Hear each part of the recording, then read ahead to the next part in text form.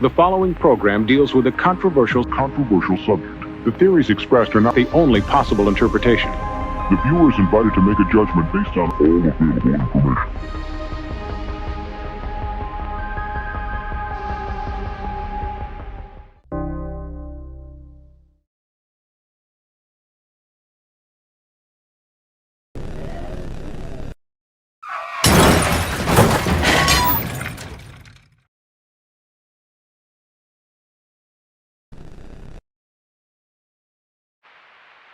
It's called the specials. Dude. What? No. Oh, What? bro. Could you?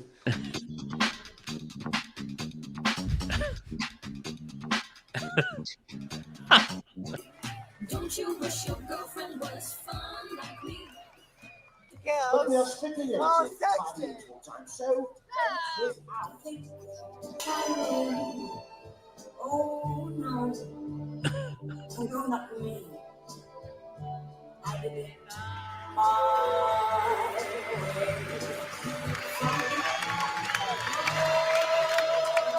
my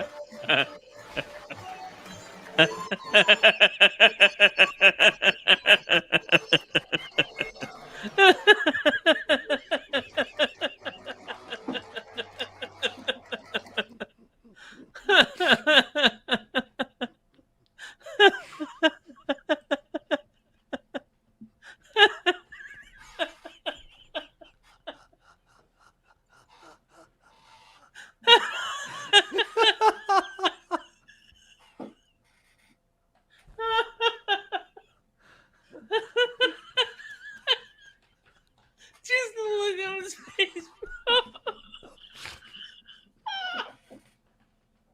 He was so defeated, dude.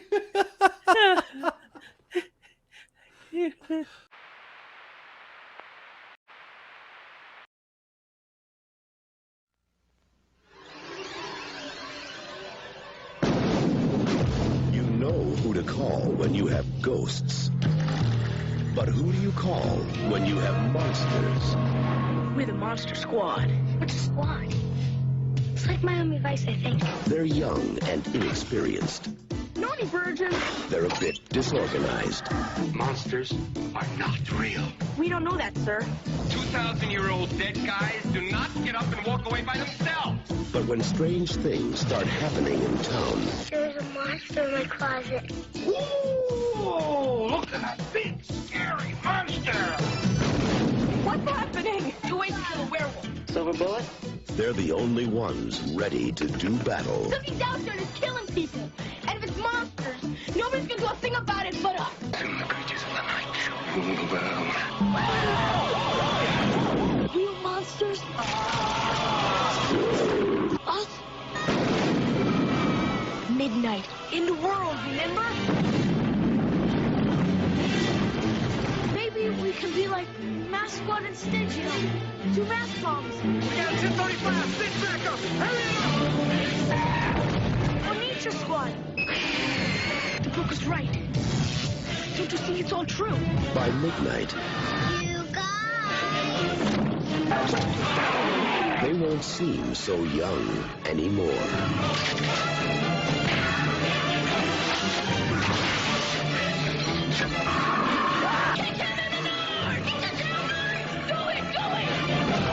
The Monster Squad.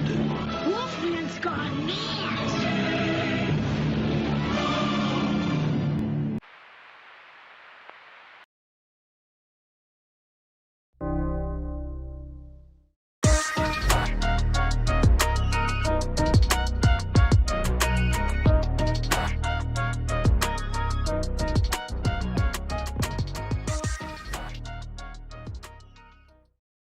I hope everybody enjoyed that stroll back into early 90s. Was Monster Squad early 90s or late 80s? I feel like it was late 80s. It was 90s. 90s, I think. maybe early 90s, Or very early. I'm not. You know Very what? early. I think it might That's have a been good 80s, question. bro. Screw this. I'm googling. I think it might I have saw it in been the 80s. theater, so I know. 87. Shit. There we go. That was. Oh I my remember my God. dad we could not get tickets. It sold out to all the regular theaters. So my dad took us to the drive-through, bro, and we watched that movie at the drive-through. It was so badass. That was so sick. Yeah. I do remember. I legit remember seeing it in the theater. It was not drive-in, but it was a theater. I thought it was here when I saw it. Okay. Yeah, Remo. Wolfman's got somewhere nards. in Stockton. Wolf Cars nards. Fun shit, bro. So good. Yeah. What up, everybody? Welcome to another show. Hopefully, everybody, that's 73 of you live. Hopefully, you enjoyed that pre-show session. If you like the playlist that I play there, even that crazy, super long cover song that was nuts tonight, go ahead and check it out. The link is in the description, along with all these guys' links and all the shit they're doing and everything else. So make sure you check it out. Call in live if you guys want to call in live. The Discord is open. Shout out to whoever cleaned up the Discord. It's looking good. There is no more call-in show. It's just live show call-in section with the live show lounge. Just chilling there. If you want to call in, that's how you call in. That's how you get on. You just got to figure out a way to let me know you're there. You just got to say, hey, yo. And that'll probably work. So, check it out. What up, fellas? What up, man? What up, man? What up, man? The guys were watching Victor Wembanyama's debut tonight. Had a block on the first defense, right? That's pretty epic, for dude. The free throw. That's sick. And then he hit his first shot was a 3. Wow. First shot he hit was a 3. I don't know if he took one before that. Crazy. It was either a 3 or it was a and 1 because the next thing I looked, the next shot he had 3 more points. So. Oh, there we go. Vinny, did you get any of the cards, or did you just buy in on the Sports Illustrated and the SI for Kids and the ticket stubs? Yeah, just the SI for Kids and the ticket stubs so far. Yeah, but I think I'm gonna wait for what is it? The Prism. Yeah, Prism College is out right now, so it's him and his friends team. Yeah. Don't buy that. Don't even mess around with that. So he's got the French card in there. Yeah. What's the card? What's the right card to get? What's the right card to get? Like coming up? Retail or hobby? Retail. Prism. Prism. Yeah. Simple silver Prism. It's not out. It's not going to be out for a while though. It's the first Prism when he's in his uniform. It's going to be like Zion again. It's going to be like Zion all over again. Okay. Everybody's going to be going crazy. But here's the problem: cards are too fucking expensive. Blasters are $34 to $39. Fuck you guys. Oof. Whoa, MSRP? Really? Dude, blasters are super expensive right now, dude. No way, dude. Crazy. That's crazy. Yeah, without the payoffs either, dude. I think the Dawn Rush comes out first, right? I don't know. Who knows? But Prism's going to be the way to go, and then Optic, and then Select.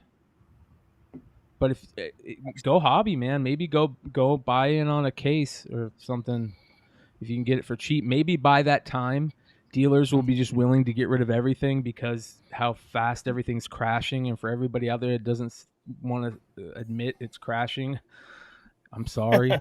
Yeah, for I'm sure. sorry. I know it hurts. It hurts me too, but don't act like unless you're making foil variants right now, you're not and you're not a professional comic book slanger.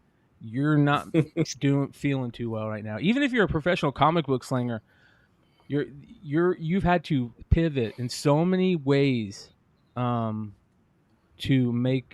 do well, and the good ones are still doing well.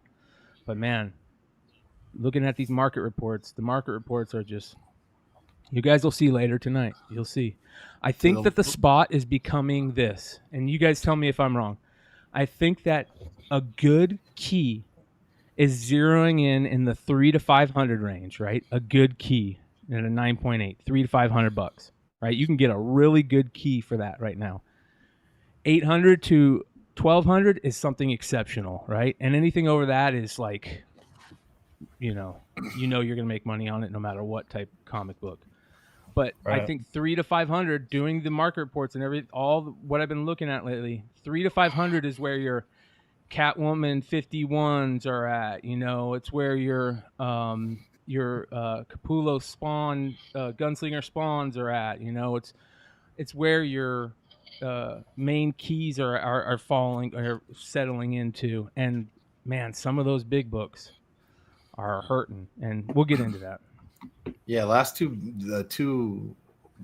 decent sales were a Gambit 1 gold 9.8 Oh, no shit. and an X-Men Omega 1 gold 9.8. You know what I mean? Just straight 90s. Good shit. The Gambit for $1,000 and X-Men gold for 500 this morning. So just stuff that was literally sitting in here that I'm like, okay, the stuff that people like nostalgia and stuff like that, you know. So hey, here we go. Yep.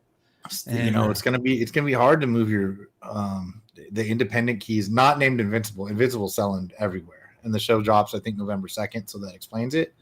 I've had some really good Invincible sales too, but you know, the original Invincible stuff is hard to find. The reprinted stuff and extra covers, people seem to like. Even not the first one, but even the other whatnot covers are selling. The Omni-Man and the Adam Eve. So good stuff going on with Invincible. But other than that, man, you know what I mean? The days of like $1,000 something's killing the children one are not here to be found. If it got optioned, unless it cast like Leo and I don't know, Keanu Reeves tomorrow, it's Even not if seeing they did $1,000 that, again. yeah. You know what I mean? Movie spec's dead for the most part. It's going back to just keys, and I'm Except hoping Dazzler won't die. Yeah, Dazzler won't die. If it's big, Sell. Except she did. Sell. It's already fake. Yeah, all my Dazzler ones. Yeah. Yep. And then you have Taylor Nobody Swift. listening, buy it from me. You have Taylor Swift. She's not going to be in there. Well, she's jumping in on the cover art, and look at Kelsey cards right now. They're fucking freaking higher than ever right now. Yeah. He's balling though, dude. Oh god, I love. He doesn't I even got him run 14. routes. He just goes out there and plays catch with Mahomes. Yeah, he just goes out there and runs in circles, does whatever he wants. It's He's like yo. old school Brady and Gronk. Yeah, dude. How is he so open? I just don't understand. How is this guy so open? I remember when Gronk and Brady were doing that, and Jalen Ramsey was playing for the Jags. They would put they would lock Gronk up with Jalen Ramsey, guys like in that caliber. And I'm still guys like Kelsey. I'm seeing Kelsey like the other day against the Chargers, wide open almost on every single play. I'm just like, how is he that open? Dude, Raiders so real quick, teamed him last year. He had 4 touchdowns. They triple teamed him from start to finish. He had 4 touchdowns. I was thinking about this the other day. Who are the greatest tight ends? Right? Who are your not even greatest? Let's say who are your favorite tight ends? Because I was thinking about, you know, Kelsey breaking and Mahomes breaking these records, right? I immediately started making me think about Gronkowski, and I've always been a Gronkowski fan. Gronkowski went to U of A, and he was a fucking beast back then, and he's just been an absolute stud. So I got me thinking, you know, I wonder if it's time to start maybe picking up some of those rookies that were way high for the longest time and are maybe back down, and you can get really good cheap prices on things like, you know, Gronkowski rookies, I imagine. So I went and took a look at some PSA 10s. Look at this though. The rookie auto is still at $2,500. Wow. For the contenders. So Can anyways, I give you my 5? Let me give you my 5 real quick. Yep. So I got number 5 is Tony Gonzalez. Okay. Number 4 is Jay Novacek. Okay. Number 3 is Rob Gronkowski. Number 2, I guess you could say actually Gronkowski would be 2. Kelsey's number 1. I don't know who would be number 3 actually. Oh, Shannon Sharp's number 1. Sorry. Shannon Sharp's number 1. Gronkowski's 2 and Kelsey's 3, but they're real close. I think Kelsey can eventually be number 1. $550 for an X Fractor PSA 10. That would be a cool card to have. Antonio Gates was up there. Gates, Jason Witten. Yeah. I got 2 Jason Witten that nobody Todd ever talks Christensen, about. Dave Casper. Go ahead. Dave Casper. Yeah, there's a lot of good ones. Well, I just Dave Casper's a good one. Got someone. Jeremy Shockey. Yeah. Dude, Jeremy Not Shockey was my longevity-wise, but when he favorite played. tight end, bro. He was such a badass when he came out, dude, at the University of Miami. Mark Bavaro. Both classic Kellen Winslow's, Navarro. but Yeah. more his dad. Jimmy Graham was like that at one point, his upside, but then he got hurt and traded and all that. But, yeah, he was way up there though. Mercedes Lewis caught a touchdown last week. He's 39. Go Bruins. Did he get? Oh, he did. He did score. Yeah. Oh, nice. Was it nice. last week or the week before? But yeah, I watched that's it and I was awesome. like, to Mercedes Lewis. I'm like, excuse me. Oh, okay, yeah, all right. Yeah. We just went off on a tangent. I feel like Yeah, I went Mark to college Bavaro, and it man. was so fucking long ago. So, anyways, and it's sorry, just I know we're talking about tight ends right now, but Tyreek Hill, one of the goats, and my wide God, receiver, bro. going crazy, Dude. Kills. I'm crazy. getting ready to send in 2 of his Kills. optic rookies. I pulled 2 of his optic rookies out of some retail a while back and just found them in a monster box the other day. I've been going through a lot of cards lately. I've been going through that collection I bought, and dude, I had a Joker rookie, a Prism green Djokovic rookie in that collection, dude. And that's another thing that got me thinking, right? So there's this guy named Pac-Man. He rips cards on YouTube. He did this deal with Whatnot, where Whatnot bought him every year of basketball Prism hobby boxes. And every box that he opened, the best card in the box, he gave away. And then the rest of every other card would be auctioned off at a Whatnot auction or whatever. So it was great content, right? But it got me thinking, if you can buy collections, if you can find collections of that time period and you see any Prism in collections, like if you're going through like Goodwill auctions or you see any online auctions and you get a glimpse of those years Prisms, it's a good idea to grab them because both Giannis and Joker were late picks. So their cards weren't that great at the time, dude. They weren't. They were like nobodies. So they're in those collections. In that collection that I got from Jesse, there was Joker cards, there was Giannis cards. It was crazy, man. Like Sammy Sosa back in the day. Yes. Everybody had to go back to get the Sosas because they're like, Yep. "What the fuck is this skinny strikeout artist?" Yep. All right. Back They into didn't know he was a white guy yet.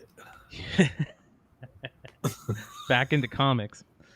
Whiter than McGuire. Yeah, there we go. We're getting our first glimpse at the G.I. Joe covers.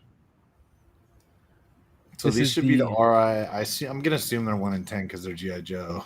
So this is the continuation of the Lara Hama saga, right?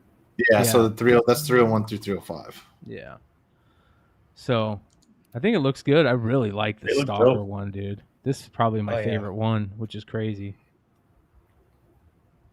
And they're If you going would've- from IDW to Image, right? Is that right? Skybound. Mhm. Skybound. Yeah, Skybound Image. I just see the Image logo, but yeah, or That's- both. Yeah, Never mind. That's awesome.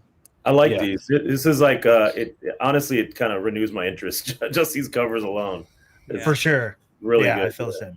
Yeah. Almost X-Men like, Jim Lee and X-Men like, right? Yeah. Mm-hmm. Yeah. It'd be cool if they put out a 6th print that had a pull out cover. You know? Oh my god. I have to Vinny, I have to say, by the way, just go ahead. No, My go, bad. dude. Go.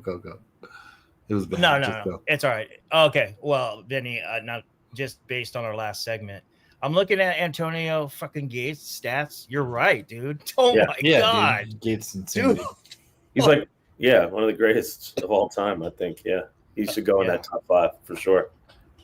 I used to watch Tony. I used to go to all of Tony Gonzalez's football games and basketball games. Oh, He went to nice. Huntington. Yeah. All my buddies went to Huntington. So. Sick. Yeah. What's the over-under on... I know Clutch said that he didn't think it was going to be crazy, but what do you think the over-under is on G.I. Joe variants over the next couple months?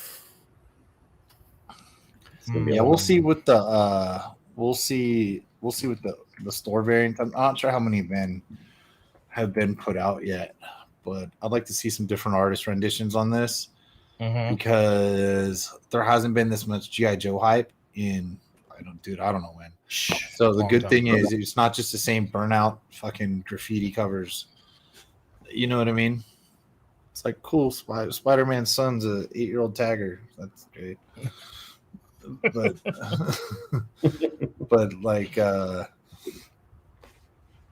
so yeah, I'd like to see some different takes on this. We did I know we've got some pretty good Delato G.I. Joe covers before in the past, but not too many. Other than that, yeah, you know, Campbell had them for sure, but that was a while ago. So I doubt he's going to be doing an Image cover. You know what I mean? here's 301 up to 303 so far.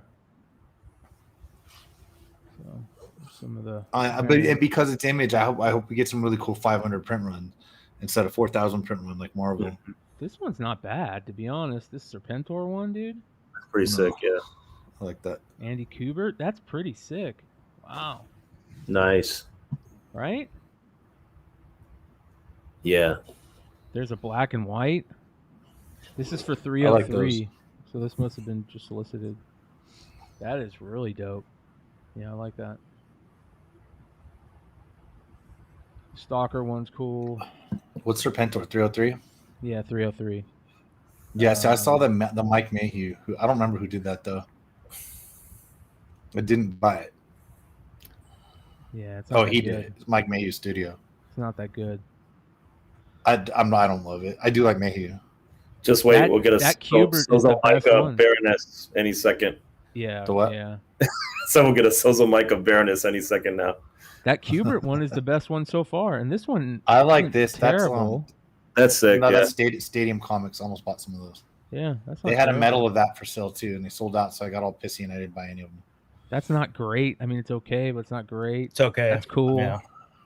That's okay. all right. That's all right. Yeah. Yeah. The wolf. I like the wolf. messes us The wolf. Oh yeah, I like the eyes. The eyes on the wolf. I thought it was cool. up. The eyes are cool, but Yeah, I know. I see what you're saying. there's something That's off good. about this. Really? Yeah. Is that an exclusive? Yeah. Mayhew's hit or miss for me. I like this. For That's some the best reason, I one. like That's the this. best one. Me Yeah. too. Me too. This one's not bad. But Stadium's only $15. It's limited to 500. That's fair. That one. Yeah, I it just put is the link fair. in the chat. Nice. Oh yeah. So there we go. That's all your G.I. Joe covers for Real American Hero. What about Duke, right? Duke #1. Let's see here. What do they put out there for Duke?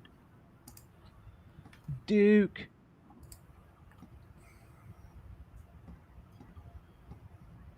Here we go. I sent my Duke Ash cans to CGC. I got 3. What of do you them. think? Meh. No, just doesn't do anything for me. Not anymore. There's too many of them. Yuck. Nah. Yeah, they're hiding a lot of stuff. Smart. Yep. There's Duke. Cobra Commander. Should see Cobra Commanders.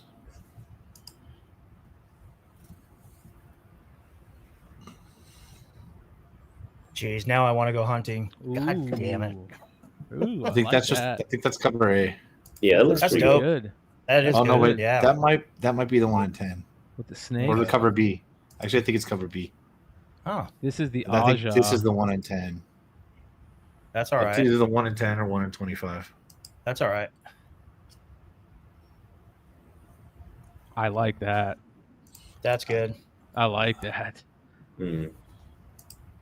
I like the just the Cobra Commander. Maybe the background doesn't have to be there. It should just be Right. I agree. that Cobra Commander it. looks amazing. Like he did Yeah, a the really good costume's dope. job. Yeah, the Yeah, for sure. drawing is great. Just throw a different background behind him, maybe in a second print. But I'm looking forward to reading them. That's for sure. That's my main goal. I'm gonna continue to read 301 too. Cobra I mean, not 301, got Real a, American Hero.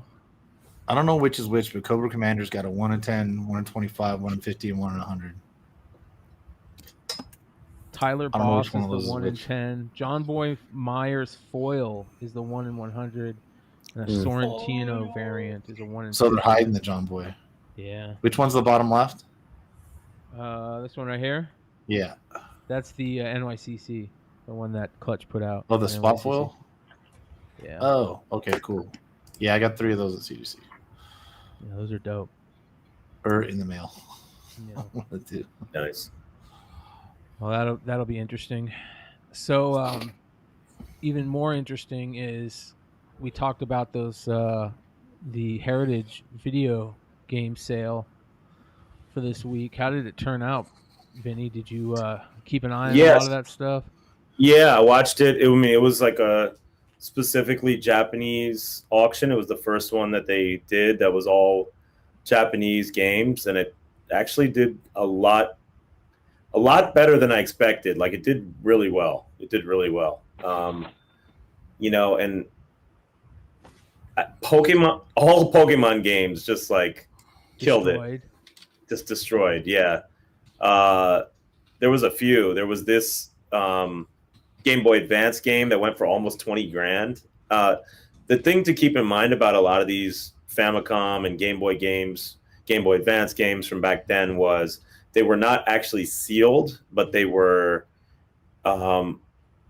you can identify if they're unopened by checking the edges. So if the edges have like flakes, that means that somebody's opened them, and then therefore, you know, it's not going to be considered sealed, I guess. But VGA, this particular company, they're the only company that will grade the insides and tell you if it's unused or not. So if it's a brand new game, they'll put it as qualified.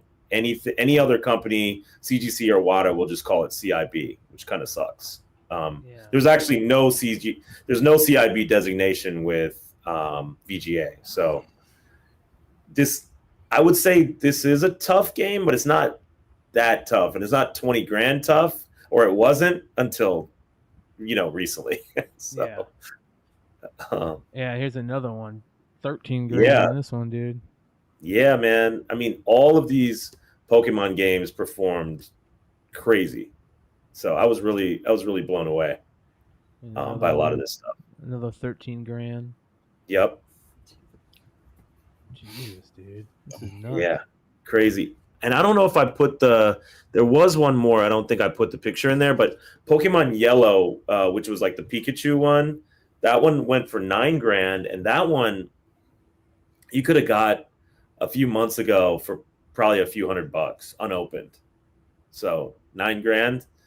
This one was interesting to me. This is, at least as far as I know right now, because I'm trying to dig deeper and see, you know, if people have more research. But as far as I know, this would be considered the 3rd print of Super Mario Brothers. 2 things would designate that. One would be the FF logo on the bottom right, and then on the back there's a barcode.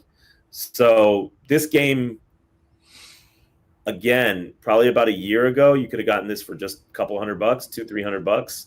Just went for 12 grand. Holy cow, man! Yeah, that's amazing. This one, full disclosure, I actually bought this game. Hell yeah!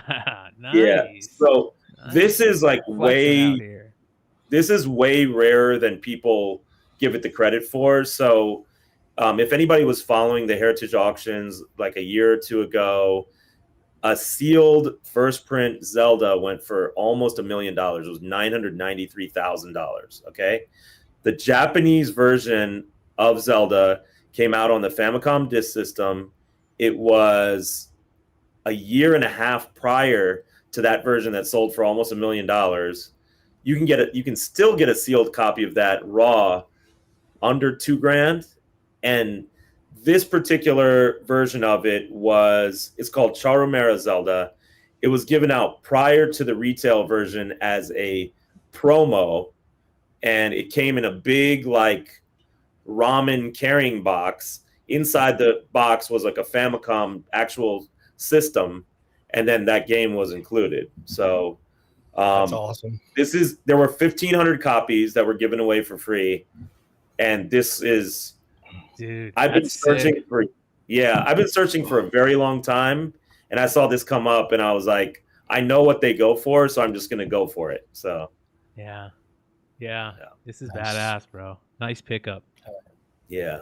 The only difference in this game is that it has a different label on the back. Like, so on the disc itself, it has a different logo there. But if anybody's actually looking for this, study the labels, because there are some fakes out there in the marketplace. So I had to call Heritage before this auction even started, and I was like, this barcode's covering the label. I was like, I need like 5 more pictures of this, you know. And they got it for you. Yeah, they gave them to me. Yeah, they sent me the photo. That's awesome. That is really cool, nice. man. Congrats on that one. Thanks, that's man. Yeah, so I just pick up. Super slept on game. I just don't think people know what it is yet. Yes, it went for a very high price, but compared to what it is, I just don't even think we're there yet. I think, like, to compare this, like, you can kind of compare this to like that crazy Wolverine Nabisco variant, right? But if that Wolverine Nabisco variant was like a major key, you know? Yeah. That's dope. Yeah, that's awesome. Goodbye, man. Wow. Look at this. Final Fantasy 6 sealed again. Just a few $100, $4,200. Wow. Grading is strong. What's that? Grading is unbelievable what it can do to a collector. Yeah, I'm kind of wondering what's going to happen with Funkos now that people are grading those. If it's going to like change the whole game on that, you know? Ooh. Yeah, good point. That's cool. Yeah, this was the Super Nintendo release of Zelda. What was this? Ocarina of Time?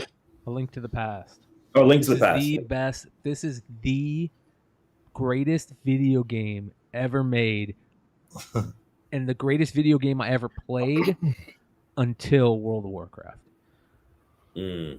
But this is to me the greatest video game ever made. Me and my brother would play this.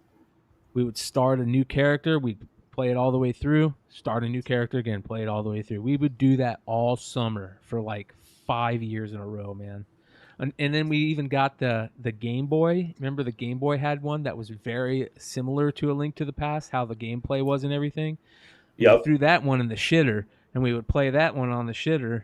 You know what I mean? So we were Zelda'd out, dude. Absolutely Zelda out. Awesome. That's awesome.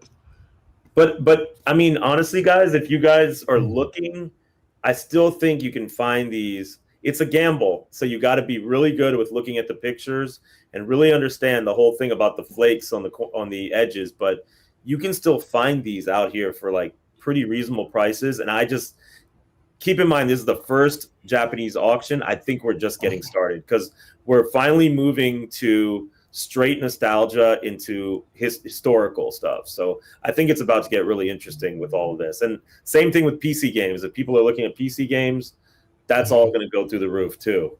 Really? Wow. Yeah. Sealed PC games. Yeah. Hell yeah. This is interesting. Yeah. So this is Wrecking Crew. This is like one of the original black box video games. $3,600. I think this was a re-release. I think this was a silver box re-release, if I remember correctly. But still strong. $3,600, dude. Yeah. Did you has this just been something that you've studied for years? Did a lot of this knowledge come from just knowing people in the community, or are there more websites? More than I would know about, clearly, but more no. So that was to it, or that was a thing. There's not a lot of like information, and I think that was on purpose. I think a lot of people were just keeping all the knowledge to themselves. But the way I learned about it was Chrono Trigger, $3,100. Amazing. There, by the way, if anybody's looking, there's a special variant of this that was also a promotional item called Chrono Trigger V Jump that came with V Jump magazine.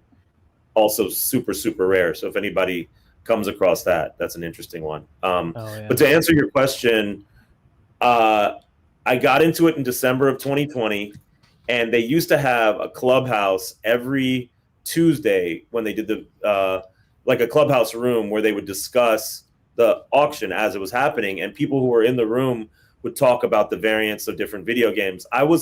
There wasn't really anybody talking about Japanese, so I had to do a lot of research, just online and reading through forums and stuff like that to really learn it. But definitely all of the American games, American variants, you could learn a lot of that stuff.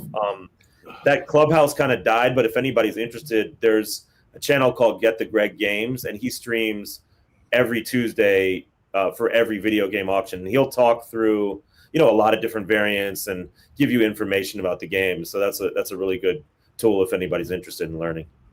Vinny, can you tell from the naked eye if that flaking you're talking about, if it's Yes, but you need a lot of pictures. Like if you're looking this way, if I actually have the game in front of me, I can tell pretty well. Okay. But if it's a white game like Final Fantasy with a white box, I don't even know how to tell. I'm like putting my flashlight, my phone flashlight, and I'm like, really trying to figure it out. This game is really interesting, and I think it's a sleeper. This is Secret of Mana, if anybody was into that JRPG.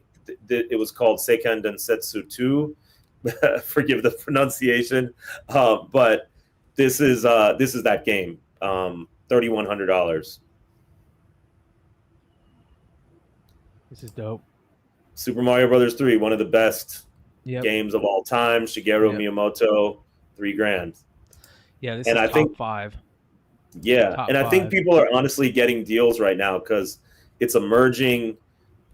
Just if you compare the prices that people were paying for the American ones, I mean, we're talking about, this is peanuts compared to what people were paying. I mean, people were literally paying $100,000, $150,000, $200,000 for a game like this, the U.S. equivalent of it. Yeah. Yeah, people are, Reef's asking you, so you can't play these games? You guys, I'm telling you, there is no more dangerous drug than nostalgia. You know what I mean? At least you get at least you get fucked up off of heroin. You don't get shit on nostalgia. You just lose money and buy fucking dumb shit. You just stare at things. Yeah. And then you're on to the next. Yep. All right, mission accomplished. What's the next one? Throw it over your shoulder. Bye. Yeah. It's start all over again, man. Hope it goes up in value. It's the duck hunt. It goes up enough in value. You throw it over your shoulder to somebody else who wants to buy it and find the fucking next thing on your list. Exactly. There are a decent number of these out there. These duck hunts. I think it's just about finding a sealed version, but almost $2,000 on that. Tekken. I think this is a sleeper too. Sealed Tekken #1, almost $2,000. The U.S. equivalent, $40,000. So, fuck, nice, man. This was the game we talked about last week, Doki Doki Panic, which was, released in the United States as Super Mario Brothers 2. I love this game. I just think as a piece of history, this is like one of the coolest Japanese games. The reskinning of it, just the whole story behind it, I think is awesome. I would love to actually play this game, just to see what the differences are and changes in the music and the characters and stuff like that. But $2,000.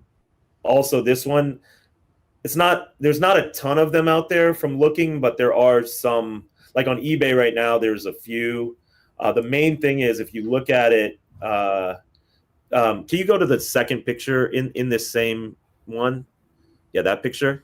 If you guys are looking for this, just make sure this sticker right here is like intact. It's not. Make sure there are no ridges in it, and make sure it doesn't say void on it, because when you open that sticker, it'll say void all over it.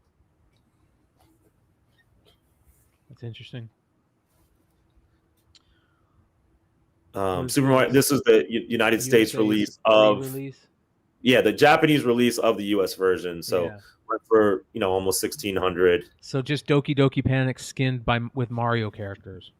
Yeah. So after Super Mario Brothers 2 was released in the United States, then they re-released Super Mario Brothers 2 in Japan as Super Mario Brothers USA. Yeah, dude.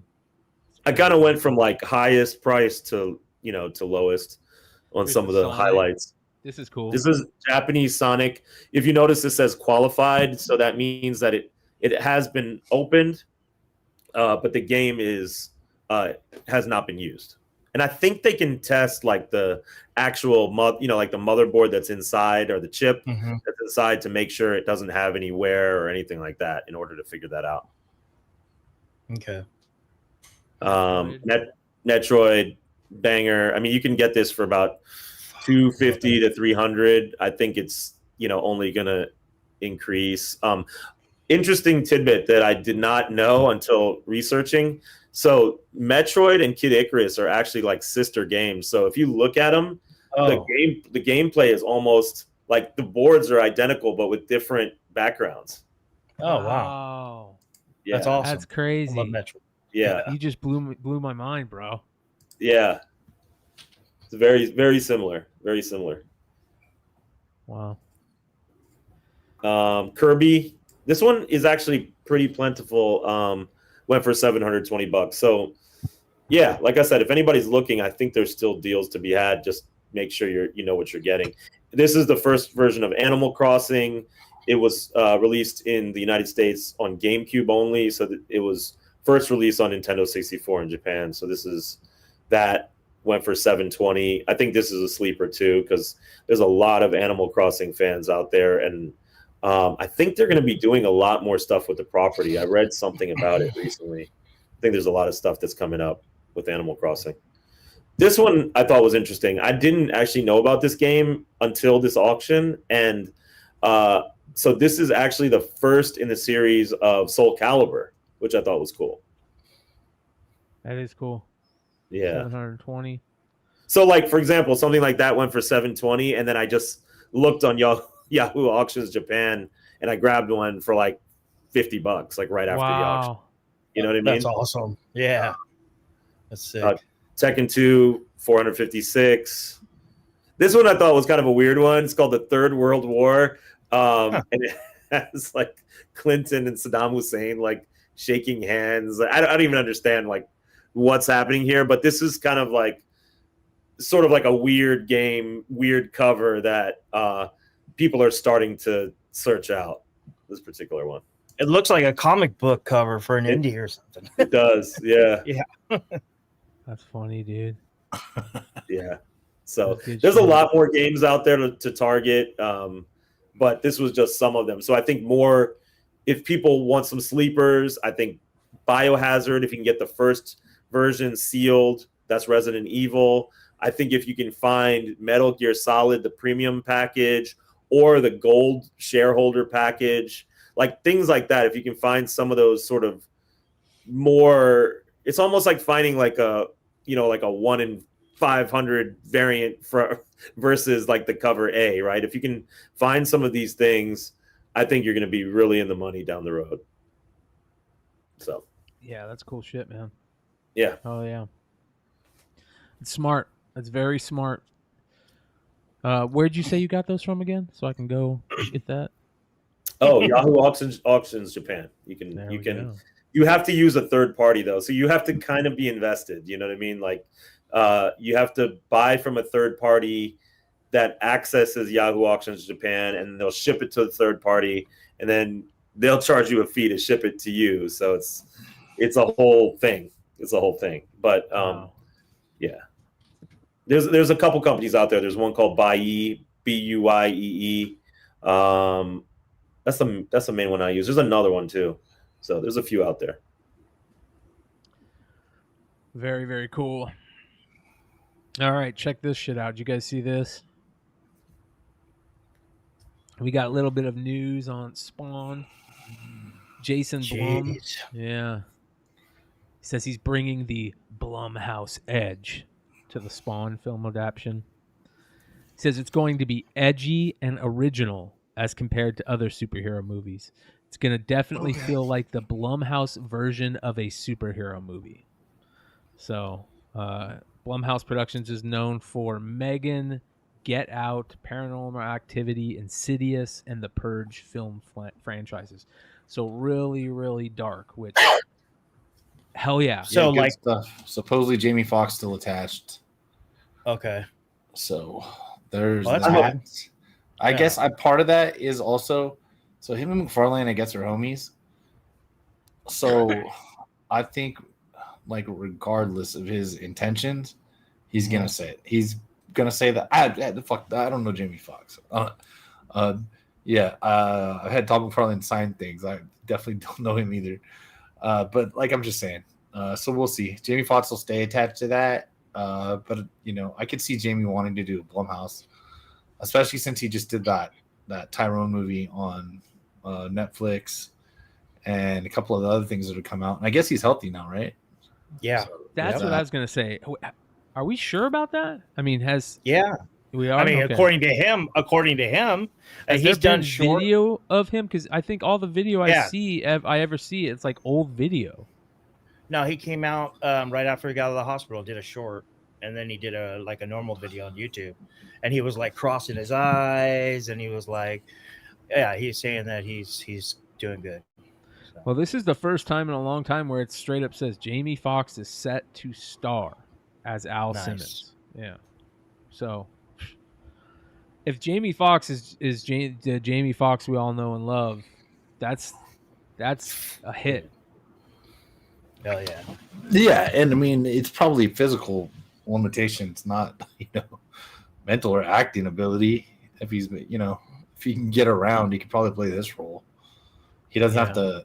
It doesn't have to be him in the suit, and that's going to be. I mean, if they do the cape like a Spawn cape, that's going to be mega CGI. Oh yeah. Plus, I mean, yeah. And I mean, I think we all seen the Spawn movie. I was pretty excited for it when I was a kid.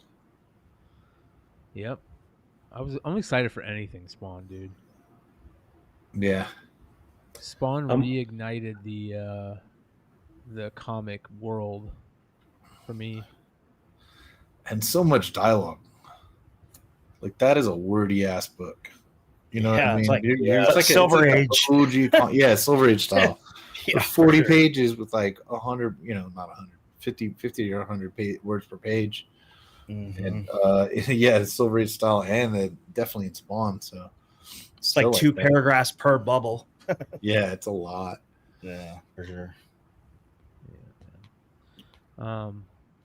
Dude, speaking of, I should have showed you guys this before the Spawn thing, but I forgot about it. There is shout out to, let's see here, Eric _Spag on IG. He put this up. He put up this badass G.I. Joe. No wait. I think it's Ninja Turtles or Street Fighter variant. He put up a G.I. Joe versus Street Fighter variant, which was interesting. And then he put up this badass Ninja Turtles G.I. Joe, Ninja Turtles Street Fighter variant. Jesus Christ. Check this shit out. I've never seen this book before. Dude, that is sick, bro. It's got the old school moves to do the Hadouken and the uppercut punch and shit. Yep. And he's teaching them how to do it. Half circle. That's awesome, dude. That's pretty badass, dude. Right? Yeah. Yeah, that'll sell. That'll be $40 book the day it comes out. Oh yeah. July 19th. 1 in 100. $40 came out. All right, I got it. Wow. Nail on the head. Good guess, see what it's Sean. selling for. I haven't seen it either. Yeah, $40. Yeah, that's what they're selling for raw right now. 100 copy incentive. Wow. Yeah, a 1 in 250 for it too. But I like the regular one with the trade dress. It looks better with the trade dress. Yeah, trade all day, dude. Yeah. Yeah. That is one of the best. I can't believe I had never seen this. Dude, that's badass. Yeah. It was sick. That was super good. Super good shit. What else we got? What's this? Is this new can we get some toast post? Is this a new what if that's supposed to happen? Really? Yeah, this is kind of crazy, dude. Mm-hmm. So how does he put it? There's some more of an article on it. So she gets thrown out of Asgard and finds herself in Talo, and comes out with the white costume and just goes on all out war between them and Asgard, I think. So I don't know. All this what if stuff looks good. She's gonna voice it. She's gonna voice the character again. I wish I know it's literally impossible, to do that, but I wish they could really do these live action. I'll take the animated. I got no problem with it, but I really wish that'd be just absolutely insane. They're doing So she's going to use the 10 rings? Yeah. Sorry, bro.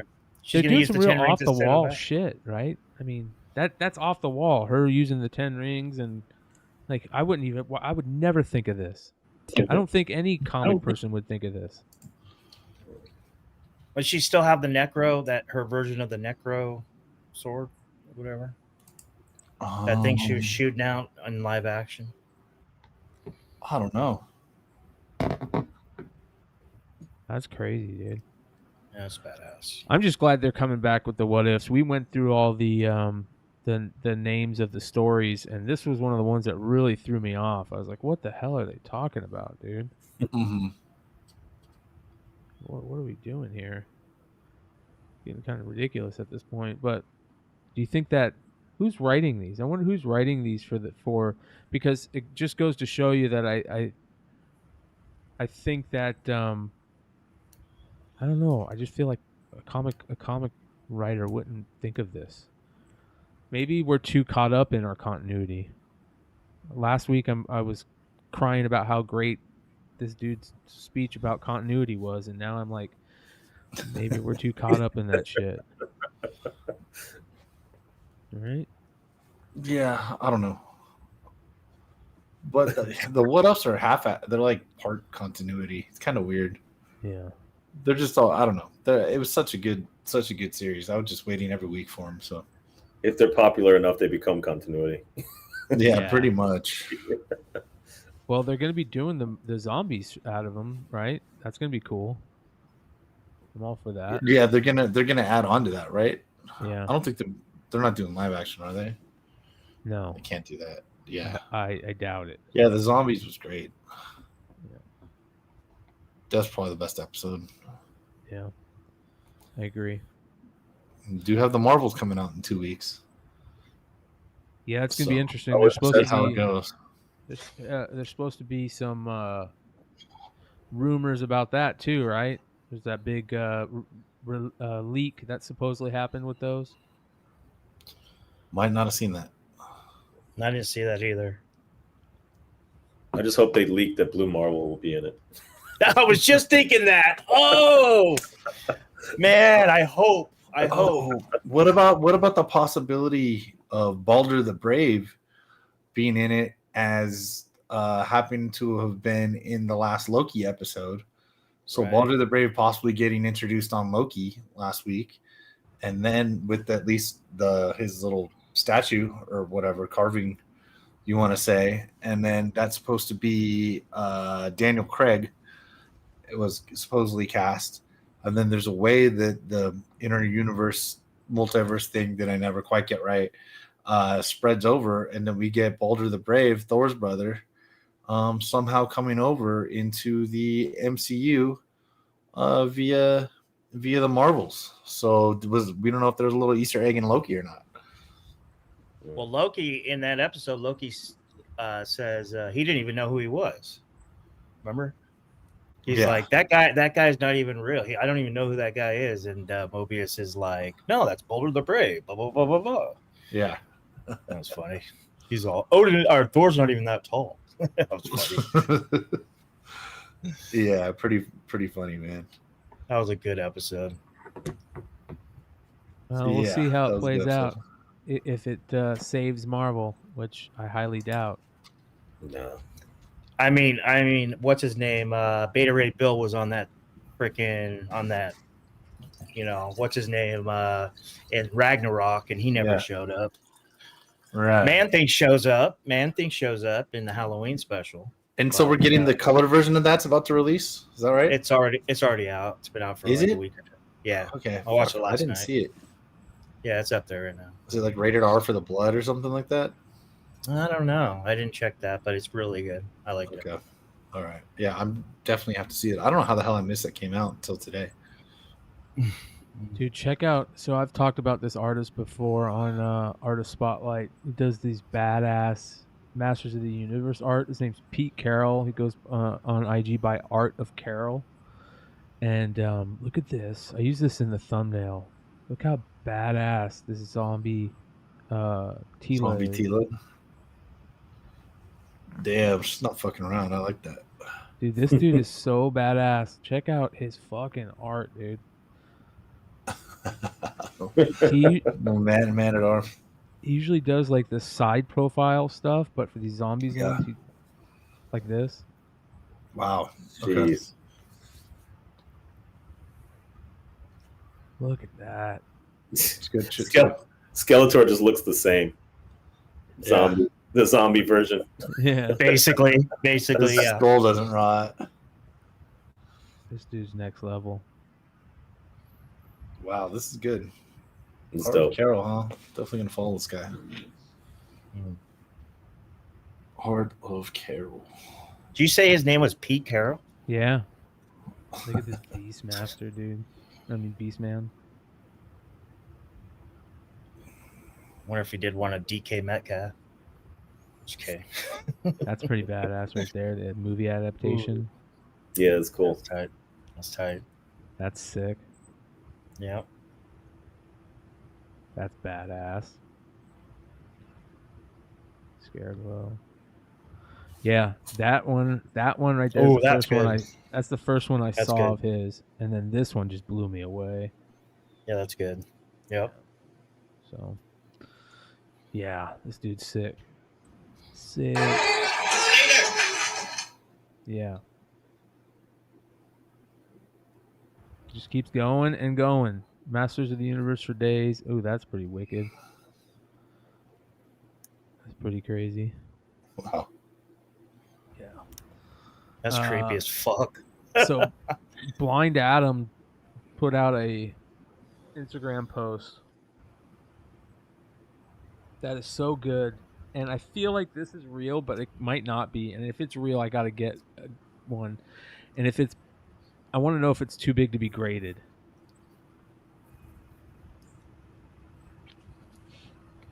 Wookiee Erotica, a Star Wars parody magazine.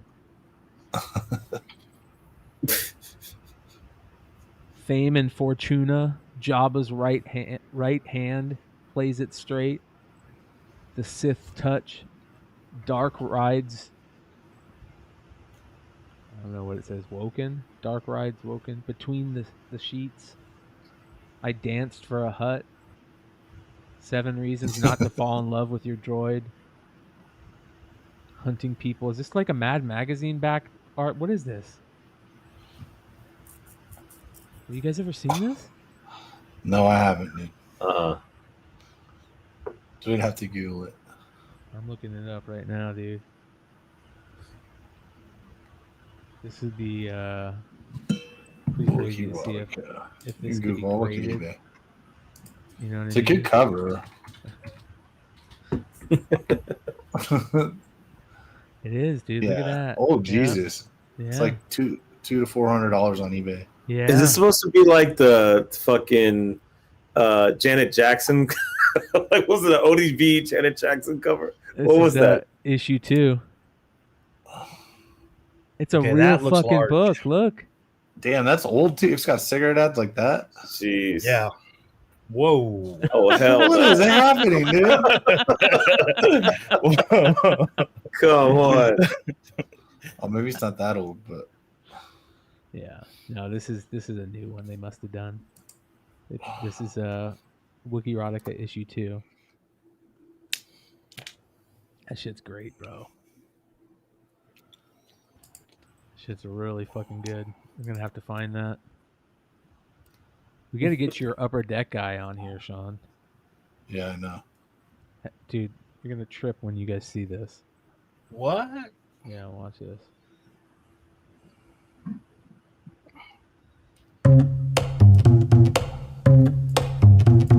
I'm Tom Guideman, and I'm the creator of the 1989 Upper Deck Ken Griffey Jr. card. While in high school in the late 1980s, Tom Guideman worked at a card shop in Anaheim called Upper Deck. A chance encounter in that shop became a monumental moment in sports card history. One of the days that I wasn't working at the card shop, there's a gentleman named Paul Sumner who needed trading cards for his son's friend's birthday party or something like that. Paul had a background in very high quality printing, color separations. Where Paul worked, Orbis in Anaheim, they did the color separations for Architectural Digest. So Paul, not knowing anything about sports, walks into this Upper Deck card shop and is looking at the cards and he's like, these are terrible. Like, the printing is awful on these cards. And so they started chatting with each other, and one thing came to another, and they decided to start their own trading card company. So, have you guys ever seen this guy's show? This is the, we're going to talk about the Diamondbacks in here in a second, but this is the closer for the Phillies, Matt Stram, and he has a IG account and he has a show called This Card Life, and he talks about sports cards, and he opens up boxes and packs of old cards in every Major League Baseball park, and he just does some really cool content. So this is where that's from. I suggest anybody go check it out. When those two were talking, the two founders, Paul Sumner and Bill Hemrick, the co-owner of the card shop, they brought me into the fold because of my kind of rookie stockbroker mentality. This is nuts. Could tell who were the up-and-coming rookies, and just my knowledge about baseball and my love of trading cards. And I was cheap because I was like 17, so. That's nuts. Can you imagine that? Working at your local card shop, some dude comes in and goes, I want to start a card company. Like, what the hell, dude? That is amazing. That's crazy. That's beyond crazy, dude. Yeah, dude. But dude, Upper Deck, he said he'd watch people walk out with sheets of 100 of those Griffey cards and uncut sheets. Yeah. There's so many. There's just the crazy stories I don't want to fuck up and get wrong. But he was like I said, MJ's personal autograph liaison there. So this is him when he was. So check this out. This is a crazy story right here. The difficult task for the startup. 2 California Angel players ended up playing a role in making it all happen. Dwayne Bice was the rookie relief pitcher, and he was kind of a journeyman minor leaguer. And he happened to walk into the strip mall where the Upper Deck card shop was located. There was a Chinese food place right next to the Upper Deck card shop. And he walked in, placed his order, and then walked over to the card shop and was joking around about, where's my rookie card? How much is my rookie card worth? So he started talking to the owner of the card shop. They brought on Dwayne Bice. They had his number in the Rolodex. And Dwayne introduced them to the California Angels, where he was a pitcher. And Wally Joyner, who was the star player for the Angels. So hell yeah. He got Wally to come aboard and become the other prototype card. So remember when I was going through that collection and I kept finding these cards and I kept going, I don't remember these in the 89 set. They're the prototype cards. Wow. Oh, that's cool. That's crazy, man. That's interesting, man. So you want to I bet you Wally Joyner feels really bad, really stupid. Check this out. Prototype cards are Dwayne Bice and Wally Joyner. All the Angels allowed them to make prototype cards using their logo for $1. The Players Association said you can't be an owner of a company who's a licensee. So Dwayne Bice, who had an ownership stake, pretty significant one, and Wally Joyner, they ended up reaching deals. Joyner and his agent settled for what's basically, I mean, then it was a lot of money, but now in hindsight, it's a pretty paltry sum. And Dwayne Bice ended up selling his shares back for millions of dollars. Crazy, dude. Wally Joyner's like, yeah, fuck it. Just get me a couple $1,000 probably at the time. It's just a stupid card company. Yeah. So this is the best story. Here's the story of Ken Griffey Jr., the Ken Griffey Jr. rookie card. This is badass, dude. And it's cool that a high school kid came up with this. This is the sketch I had done. So this was the card back for the Star Rookies. This was the sketch that they used to make all super pretty and nice. Ken Griffey Jr. had just won Single A Player of the Year. I had figured there's no way this 19-year-old guy who is a 1987 number 1 overall draft pick, there's no way he's going to come in 1989 and make the Major League squad. He only had 17 games in AA, nothing above that. My thought was, Griffey's going to go to the minor leagues. He's going to probably start at AA, be a mid-season September call-up, and then eventually he was going to be the guy that everybody was going to seek out. As luck would have it, he ended up making the Major League roster opening day and had a fantastic career from there. VJ Lavero is probably one of the greatest sports photographers of all time. He was the Angels team photographer, and he was Sports Illustrated's West Coast photographer. So Sports Illustrated that year, in 1988, had sent VJ to go shoot Class A San Bernardino Spirit. So that was VJ's shot that it just happened to be. He shot this amazing... Look at that. There's the original. That's crazy. And they airbrushed it to look like Mariners. They took out the star. And I saw him play against the Stockton Imports, a single A, and then we got baseball.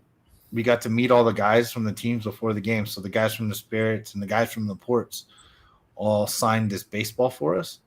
And then in 1989, when he came up to the major leagues, my dad and I were traveling, and he bought me. It was an autographed, as a photo ball and this with the COA and the 89 Upper Deck, both autographed. And I said, you know what? I better go look at that ball that from when we got signed the minor league, because I know it was against the San Bernardino Spirit, and this is like 1990, probably. It could have been 89, but probably 89, 90. And I go look at the ball, and his autograph's on the ball. That's sick. Yeah, from like That's 87, cool. 88 or whenever the Stockton single A Ports, we got to go see their we got to go meet the players from my little league team. Yeah. Don't remember sadly. Chad I don't Cates remember him specifically. I don't know. There's like fucking 30 autographs on that ball. But like his auto stayed the same, so Chad Cave says, "Damn, I used to wear my hat like that in 1988." All so up did on my fucking hair. I. You know, I had to what's wave, crazy? dude, off the front. Kids now are doing that again. Yeah. Like that's the cool thing to do for kids in their early 20s. It's nuts. They're all copycat. They keep calling us Gen Z fuckers boomers. Fuck off, man. Justin Shannon says, I had this card. Of course, I don't know. I had the Barry Sanders score rookie too. The Barry Sanders score rookie is such a great card, man. Yeah, and I'm with Justin. I did not know that this picture wasn't taken in a Mariners hat. That was in a Spirit hat. I had no idea. Yep. And they airbrushed it out.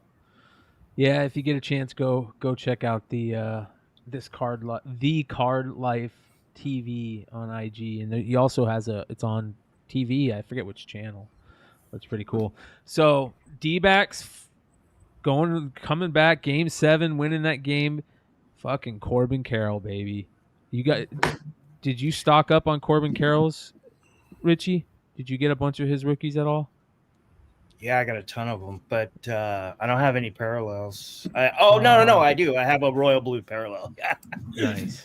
But nice. I don't really like those. Doesn't match the uniform, but they're not numbered. But no, trust me. I was looking. I just listed my Volpe auto on eBay. It's selling for like 200. Nate sent me a not an X-Fractor. The X-Fractors you get in the monster boxes. What's the one that looks like an X-Fractor that you get in Hobby? I forget what they're called. He sent me one of those, a Hyperfractor, I think they're called. A Hyperfractor. Not the one with the squares, right? Yeah, the squares. It's the squares. So he sent me one of those. I didn't get any X-Fractors. I'm tempted to go into Fanatics, man, and buy some more of those monster boxes. Are those things still available? Yeah. I saw them. I mean, I haven't been on there in a couple weeks because I've been looking just for football cards. But the last time I went looking for baseball cards, they had them. They sure do. Look at this. Look at this. Yep. $59, you guys. This is shit ton out there. This is a great buy. Corbin Carroll rookies, Adley Rushman rookies, Gunnar Henderson rookies, and then you got the mid tier like Jordan Walker, Michael Taylor, Senga, the Boston dude, Josh Young. Like you have all these great rookies, and the X-Fractors hit. And you hit autos in these. I would buy 5 at a time, and I would hit at least 2 autos every time. Every time. Gold autos, green autos numbered to 99. These are great buys. I suggest anybody go and pick these up if they want. Also, the Bowman Chrome Megas are available there for $44.99. So That's good. Yeah. Yeah. So I'm waiting for these. I picked up, I think, like 8 of these. So Nice. I'm looking forward to open. The Chrome is fun to open, man. They also have Chrome boxes for $3.19. Oh, the master boxes, nice. Yep. 2 autos per. I bought a couple. I forget the autos. I gotta go through them and go get them, but they're fun to open. The little master boxes. You're gonna get. I mean, you're not gonna ever get your money back unless you get lucky, and if you get lucky, you're gonna double or triple your money. But it's fun to play the prospecting game because right now, this is what I do every year in the playoffs in October. You guys know this. It's a perfect time to go back and look in your monster boxes. So you know what I'm going back and looking for? Arolis Garcia rookies, right? He was in 2019, the same Bowman year as the Julio Rodriguez and Wander Franco for Bowman firsts. His rookie was that year, so he has base paper rookies in there. I must have a stack like this of his base paper rookies. You know what I mean?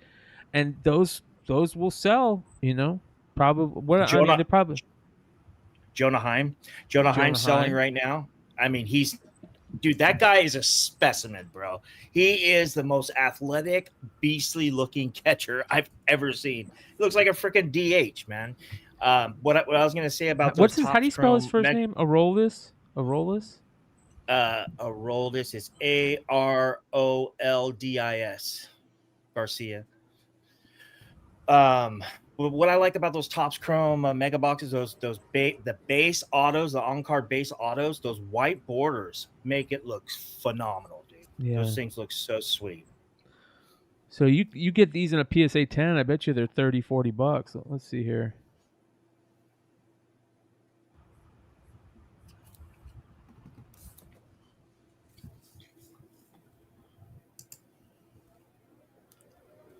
I don't even think that's how you spell his name. Am I spelling his name wrong? We must have spelled it wrong. Here we go. Is there a Dolus? It's a Dolus. A Dolus. Yeah. What was his first Bowman, Brian? 2018. 2018. And I got a stack of his first Bowmans too. Jung mega boxes. I got a stack of the mega boxes.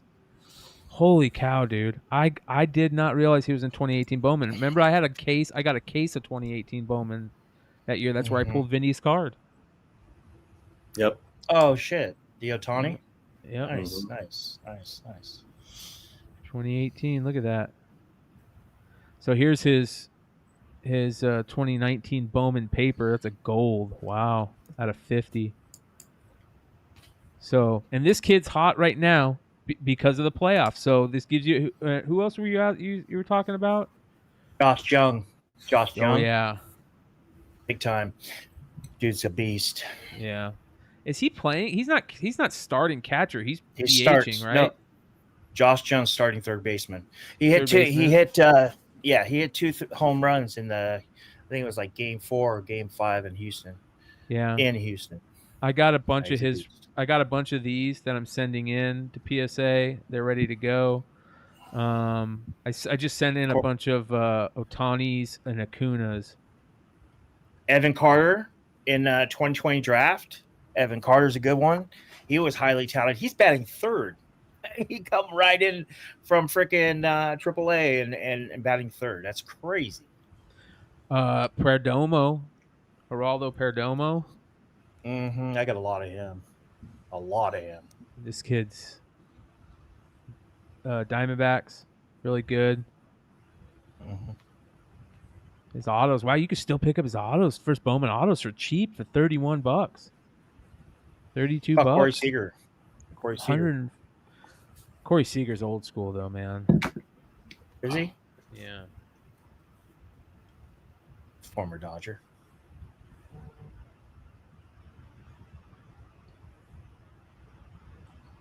Yeah, 2013, $32 for his first Bowman. There's 317 for his auto. Yeah, man. So, anyways, go look at your old school Bowman boxes. It's nice to go scalp some nice first Bowmans and some rookies, and that's always fun to do. Let's get into the market report. What do you guys say? Yep. All right, let's go.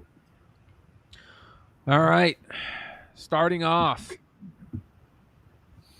we've got some Todd McFarlane stuff. Everybody's going crazy for those NYCC books. Remember, those were like $500-$600 out of the gate. Yep. So now you can get multiples of them for $300. I bet it's just one. Just one for 300. I'm betting. Yeah. It doesn't say 2 copies. Yeah. Just some lazy fuck took 2 pictures at their apartment. Yeah. And then the strip says you only get one. What's the Spawn kills everyone that variant? Is that for just the workers, that people that worked at it at their place? Because I don't remember that one. Why don't I remember that? I've never seen this one before. I don't know. It's a special signed one.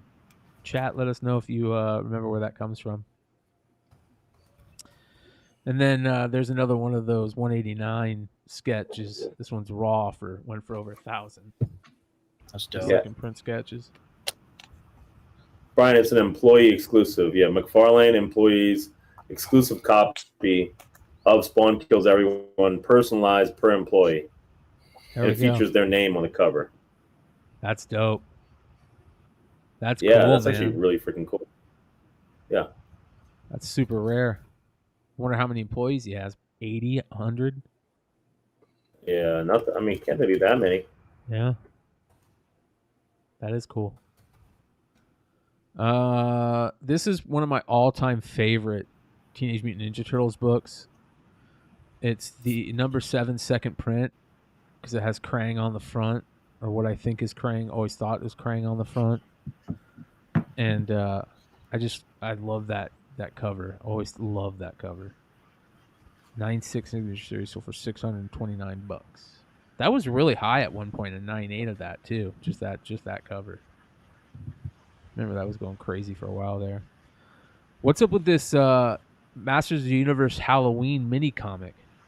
So that is like one of the rarest Masters of the Universe comics. It's basically Holy Grail. You can see how small it is. It was some like a charity event in 2002, and there were a few direct order ones from MV Creations. I don't know if that was in line with He-Man.org or not. I think it was like they sent it out for people who did $50 donations or something like that. So nobody actually knows how much they are. They don't come up for sale at all. It was some sort of something in Santa Monica, right? Mm-hmm. And anyway, yeah, really, I think it was at the airport, and really, really difficult to find. I've seen people have them in their PC. Our buddy Martian Comic Hunter got the only other one I've ever seen that went up for eBay. He let me press it, and instead of cutting off him as a friend and stealing it, I did that for him, and we got a 9.2. So this came for sale, and I didn't see this until he texted me a couple days ago, or whatever it was, right after the sale, and showed me that it sold. And he was like, "Tell me this is you," and I was like, "Fucking, it's not me." And now I guess there's a few more. There's like 5 on the census now, with like 2 or 3 9.8s. So maybe people started to figure out how rare it was. But this is one of the Masters of the Universe Holy Grails. So I think 810, considering, I guess it might be okay just because of what's going on, especially considering the book sitting right next to it, going for only $3,500. So I don't know. So this is one I definitely would be. I'd probably paid $800. I probably would have been more than this just to have it. Yeah, because I've got pretty much every Masters of the Universe variant there is, not necessarily graded or in 9.8, but I've got just about every comic ever made, at least the tough ones.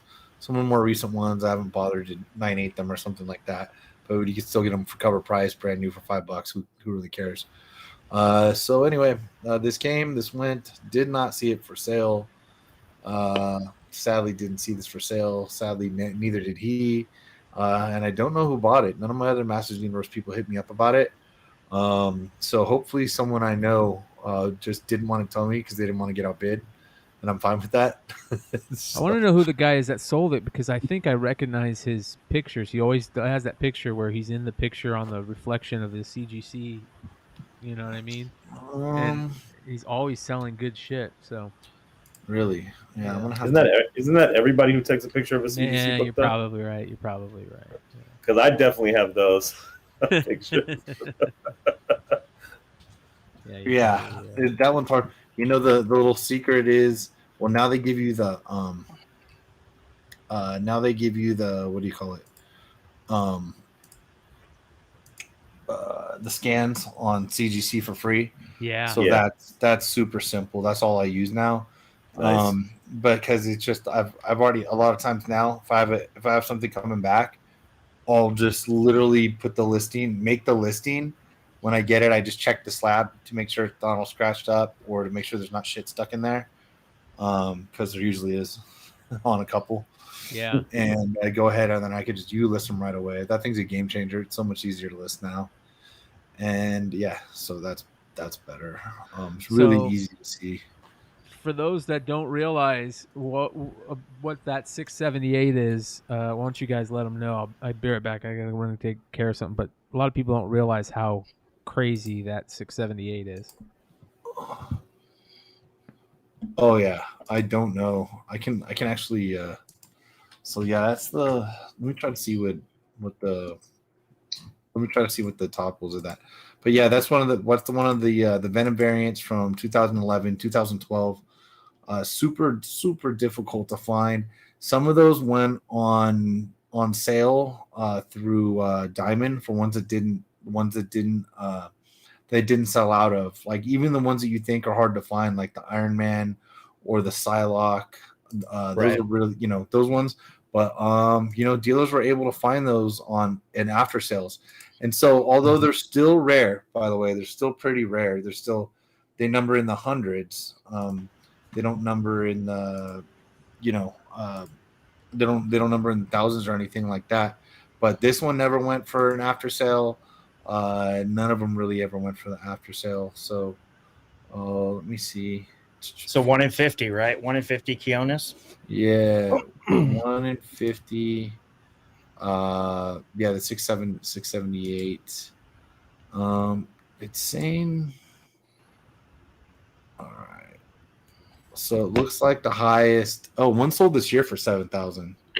Oh shit! Jesus Christ! Yeah, because they just don't come up, man. It was in January. 2022, the high was 56. 2021, the highest was 68. 2018 was 6,000. Yeah. Okay.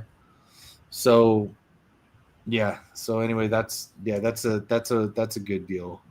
I don't even think it's that good, to be honest, of a cover. I don't, but it's Venomized Mary Jane and it's rare. I like it. I do like it, but I'm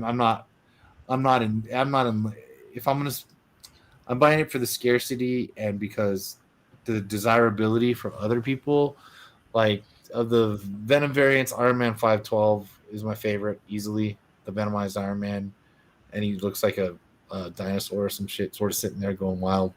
The Psylocke cover. There's some ones that I really, really like, but this one never came up on an extra sale. So there aren't, same as 667. The Delato 667, that's never come up.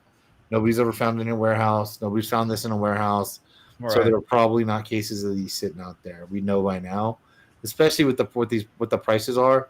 If they're not, if $5,000, $10,000, $20,000 sales for for the 667 is what, $38,000, $40,000 top sale. Yeah. That's if that's not dragging in other copies to the market, because I'll tell you what, if I had one, it wouldn't take $40,000 to get it from me. So I'll be honest with you. And I think, For man, sure. I think the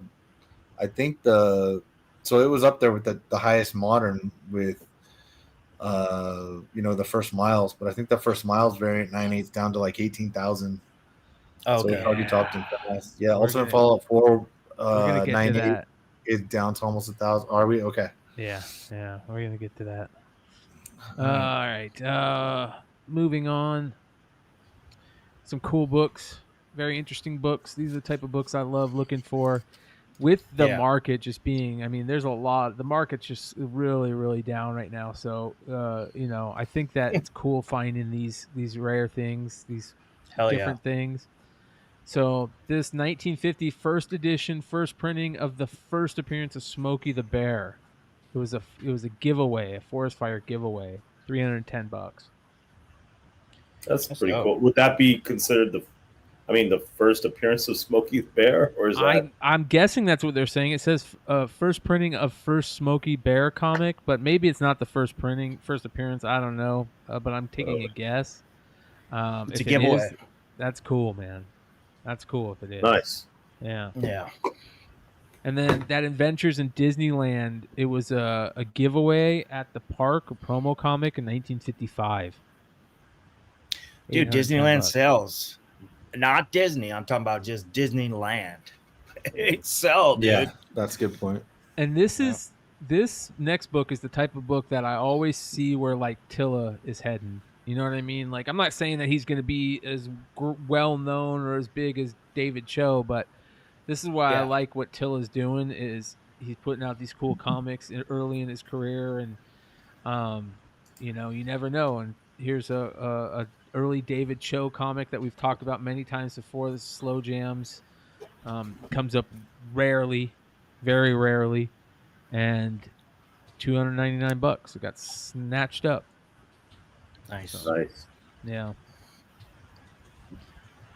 All right. Vengeance #1, the variant. This book Was that a 1 in 15? I think it's a 1 in 15. Yeah. First America Chavez. This book was always. It was holding its value for a decent amount of time, and it just gave up the ghost. What was this selling for? If you guys have GPA, if you can give an idea on what this book was selling for at the time, I can't remember, but it has just dropped big time. I thought it was like $2,000, but I don't. I gotta look it up. I feel like way more than least more. I could Are you be talking- wrong. Right. Are you talking about pandemic prices or America Chavez hype? Both. I want to know both. It's the same thing. Actually. Oh yeah. Right. Yeah, you're right. Good point. 3,500. Wow. Oh wow. Okay. Yeah. Also, never mind. 2022, 6,000. 2021, 5,800. Yeah. Ouch. So the holy crap. Yeah, 2022, 2022 there were 2 sales for 6,000. Two sales for oh god, it just the dip from the beginning of February 2022 started at 6,000. By December it was 1,700. Oh. Yeah. Oh, that's dude. rough. Yeah. Oh man. And then it did go up to 2,100 in January, and then obviously it's just been on a decline since January. This is the lowest it's sold for since 2020. Ouch. And there you go. $6,000 Yeah. to just ooh, Good cover God. too. Nate's been looking to snag this. I think maybe he was lucky enough to pick one of these up. I think it's still going to probably fall. I hate to say that, but I think the sweet spot's going to be $300 to $500 for most keys that we were selling for decent money. That's where it's going to be. And But I wish I would have sold everything I owned and started over now. yes. Started Miles fresh Morales with the fucking lot of money. Ultimate Spider-Man #1, 9.8, the 1 in 50. We talk about this every week, it seems. Here's a 9.8, sold for $4,200. So it's still doing decent. I mean, it's down a couple grand, $1,800, but. And then, Doc Joe, where are you at? I hope you picked. I hope this was you. Sandman 75, second print. It was. No. Oh. I think he got. Did he? I think he got his though. No, I think he was. He still was didn't bidding on the complete one? 9.6. I think he said he was bidding on the 9.6. No, he's had a 9.6 for a long ass time. Okay. All right. So I think when he got the 9.6, it was the highest grade. Wow. Well, he said he's been waiting for a 9.8. I thought, but less than $1,000 for that's crazy. Such a rare book. Sandman number 75, final issue, and the second print. Super, super rare. My LCS had that randomly one day. Yeah. That's how it works, they had it priced up. I can't remember how much it was, but I'd never seen another one since then. Yeah. Look at these Freddy versus Jason versus Ash books. So you got the connecting covers, and then the regular number 1, right? Old School Dynamite, $405, and then $510 for the trade. What's the Campbell set sell for then? What No, is it that's about just for these number ones? 3? I don't know. There's man. there's a JSC. Oh yeah, set the of this Campbell one also. sells for a lot too. Yeah. Not $400 unless I not just $400. missed this or something. Look at that one, number 3 alone. and their sold covers for are better, $510. dude. 21 bids on that. It must be that one, and maybe that's the rare one. Nobody can find the Ash or something like that. Yeah, maybe. Nobody was still ordering, and then because these have to be variants, right? Yeah. Oh my Badass God. though. Hack Slash Suicide Girls Annual number 1, the D cover, $380 raw. One of these nights, we're gonna have to just go through all the badass Hack Slash covers that are out there. Yeah, dude. And you know what? I wish a lot of them sold for more than. Of course, there's a lot of things I could say that, but I'm like, damn, I picked up some really nice Hack Slash covers that are like, they're okay. They're $10, $20, $15, but I'm like, for now, I thought for sure this shit would be worth something. Yeah. Here you go. Adventures of Superman number 499. The DCU variant sold for $449. That blows me away. I didn't realize that one was one of the rare ones. Wow. Yeah. I think it's crazy that there's new people collecting the DCU variants. I think that's cool, man. I think that's super cool. Yeah, I agree. There's people every day that are joining in on that collection run. Do you think that people are out of nowhere, I'm gonna go and buy these, or do you think they just pick up a bunch accidentally and they're like, well, dude, okay, I'm still in a DCU chat, and there's old school. There's people that will, these guys, and I'm not even sure how I got invited to it, and there's not that many people, and I like all the guys in there, and there's not that many, and I absorb the knowledge from it, because it's not just that, but it's mostly, to be honest, it's mostly that. And I'm like, yeah, and I find it cool as shit to see all that.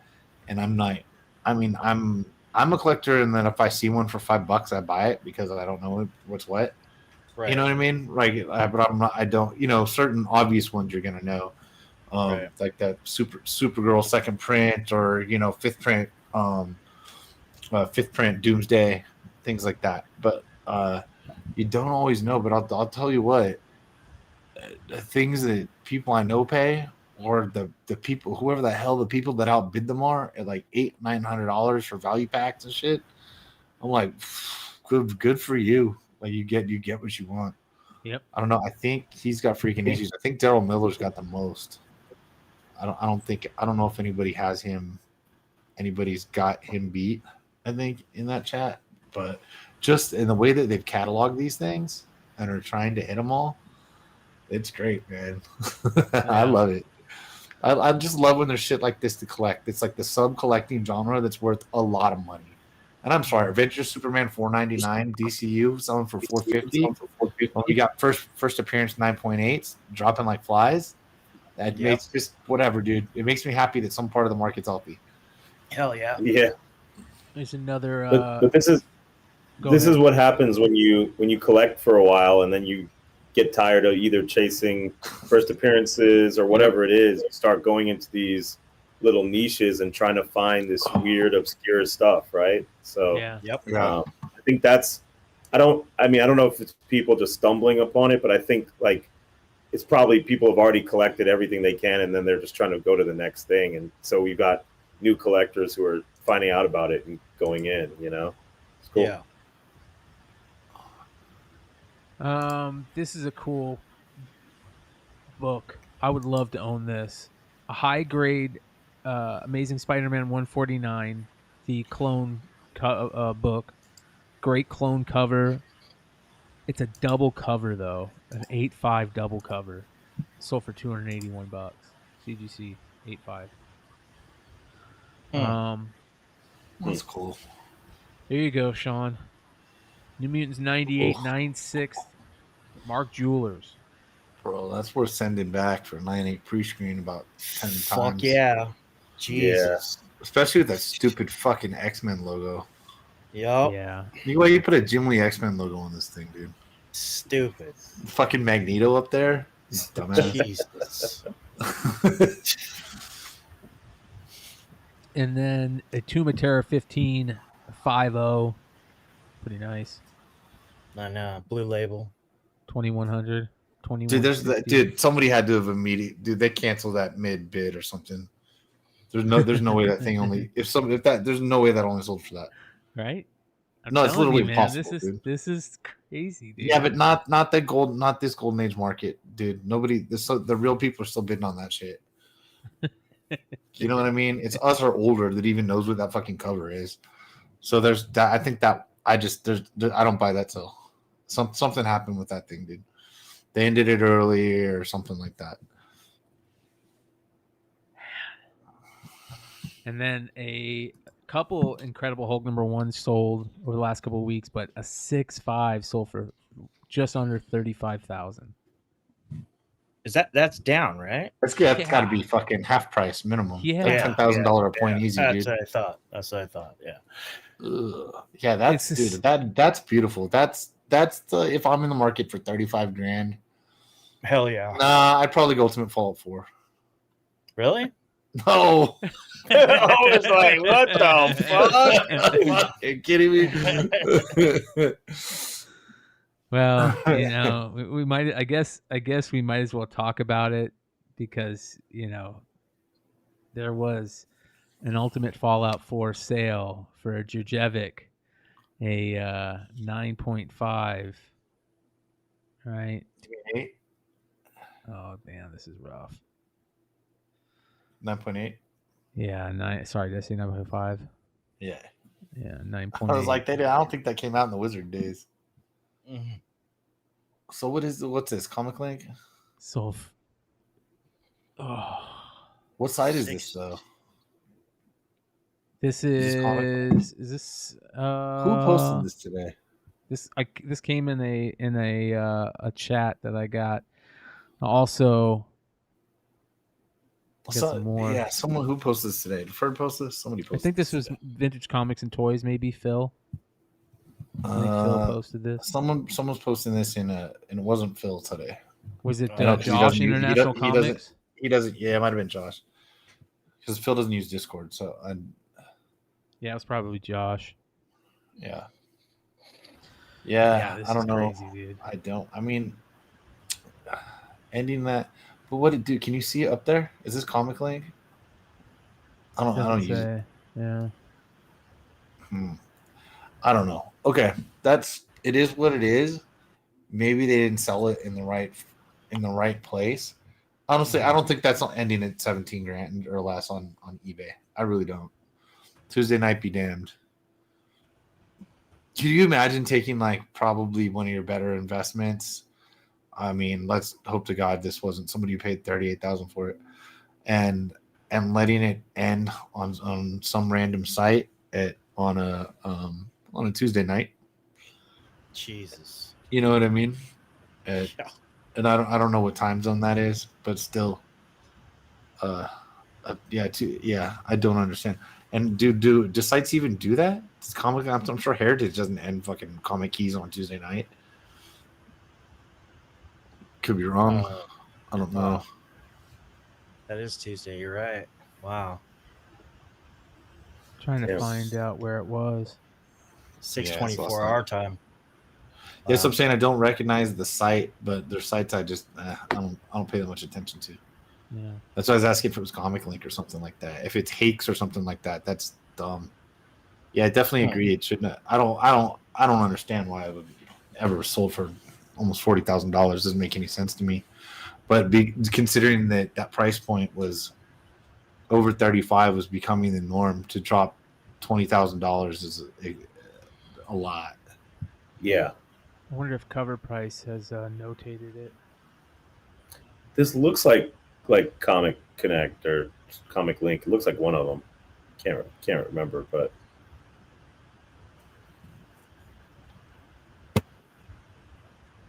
somebody's saying Comic Link. That's what I'm saying. It's in my head. It's telling me Comic Link. So I'm gonna agree with that. But anyway, I don't know. Wrong place, wrong time. You know, I don't. I'm not a big. I normally sell my own shit. If I do use anything, I'll use my comic shop. It is okay. It's Comic Link. I'll use my comic shop basically because I'm not going to auction that much stuff. If I do, I'll probably get better results myself. Doing it myself, and I don't mind doing it on eBay. I stopped auctioning 5 or 6 months ago, probably right about the right time. But basically, my comic shop, they'll do over $300. It's 8%, and 300 or less, it's 10%, and that's it. And they literally will send you a check in the mail. You can do PayPal also, which is an extra 3%. But which is wait for your money to say 3% if it's that much money. You know what I mean? So yeah, go ahead and that's why I like my comic shop. They do all the work, take all the responsibility, and it's you. Who the hell is going to sell a book for you over $300 and only take 8% write you a check? Well, 9.8. Write you a check. Read between the lines, people. 9.8s of the regular book are $1,200 books now. Yeah. You know, those were $3,400 at one point, which is crazy. You know. Oh yeah. Yeah. So, here's your Edge of Spider-Verse number 2, CGC 9.8, Greg Land. Oh, okay. I'm in for that. Easy. Yeah. Right now. Right. Yeah. Right now, I'm in for that. Okay. Ouch. Let's stop doing this. I don't know if my heart can take this. It is rough.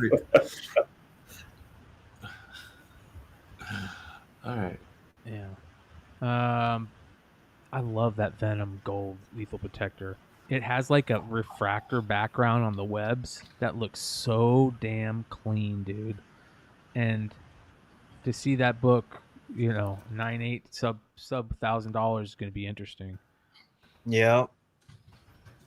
I'll pick that up. Oh. Yeah. Hell yeah. And here is something that blew me away.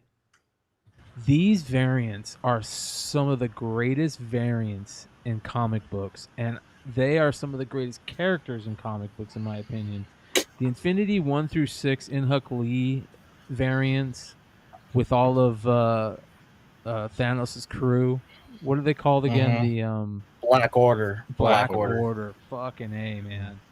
Some of the coolest characters in comics right there. And those Inhuk Lee variants are so clean. They're beautiful. Oh, yeah. They're beautiful. 300 Dude. books for all. Somebody couldn't deal with that. Somebody couldn't deal with the what's his name? The guy, the Ebony Maw. Somebody could not deal with that Ebony Maw 9.6, dude. Yeah. They called it a day. Yeah. Never. Can't deal with it. That is so sick, dude. All 3 of those on this book, especially the Gwen, of course, because I think it's gonna be worth a lot of money. I mean, how are you gonna get those infinities in that set? SS Inhuk, dude. That set raw would have like probably $600-800 at a long time. You know what I mean? And like you're gonna go that set for $300. It probably costs $400 to fucking grade that. Yeah, for real. Oh, dude, I don't want. Oh god. Okay. And all the time to get those signatures and all the just all of it. Oh yeah, even if dude, it's all at once. You did good. They were already pressed, probably. You know what I mean? You only missed. They only dropped one of them. So Josh says International Comics. Josh says once that Greg Land hits $500, I'm in. I think it's a terrible cover. I think the cover sucks, dude. But Yeah. it's the rarest of her first appearance. It is more rare. It's never been on an extra sale. You know, they did a lot of extra prints, but yeah, no, those sales are gone. And that book's No, what I mean is there's probably going to be 10 more foil variants of this, and got you.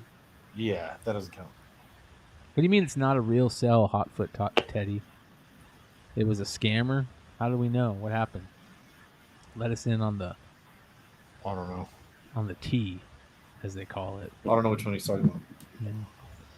All right, next, some great UK sales. One guy said, fuck it, I'm out. He sold his Captain Britain number 8, the first Betsy Braddock in a 9.2 for $377. That's crazy. And then the number 1 in a 9.4 with the mask for $377. That's crazy. Same amount. And then one of the most underrated, coolest UK comic books, or just comic books ever, Warrior number 1. First appearance of V for Vendetta and Miracle Man. Alan Moore, just amazing. 2 great storylines. An 8.0, and that looks so pretty in the CGC magazine case, man, for $381. I would have bought all 3 of those. No fucking problem. Yeah, 9.4. Dude, like, there's not that many, although I got one to submit. There's not how many more copies of Captain Britain are sitting out there 9.4 or better that are going to get created. Can't be many. They're newsprint. It's not like that big ass thing was bagged and boarded.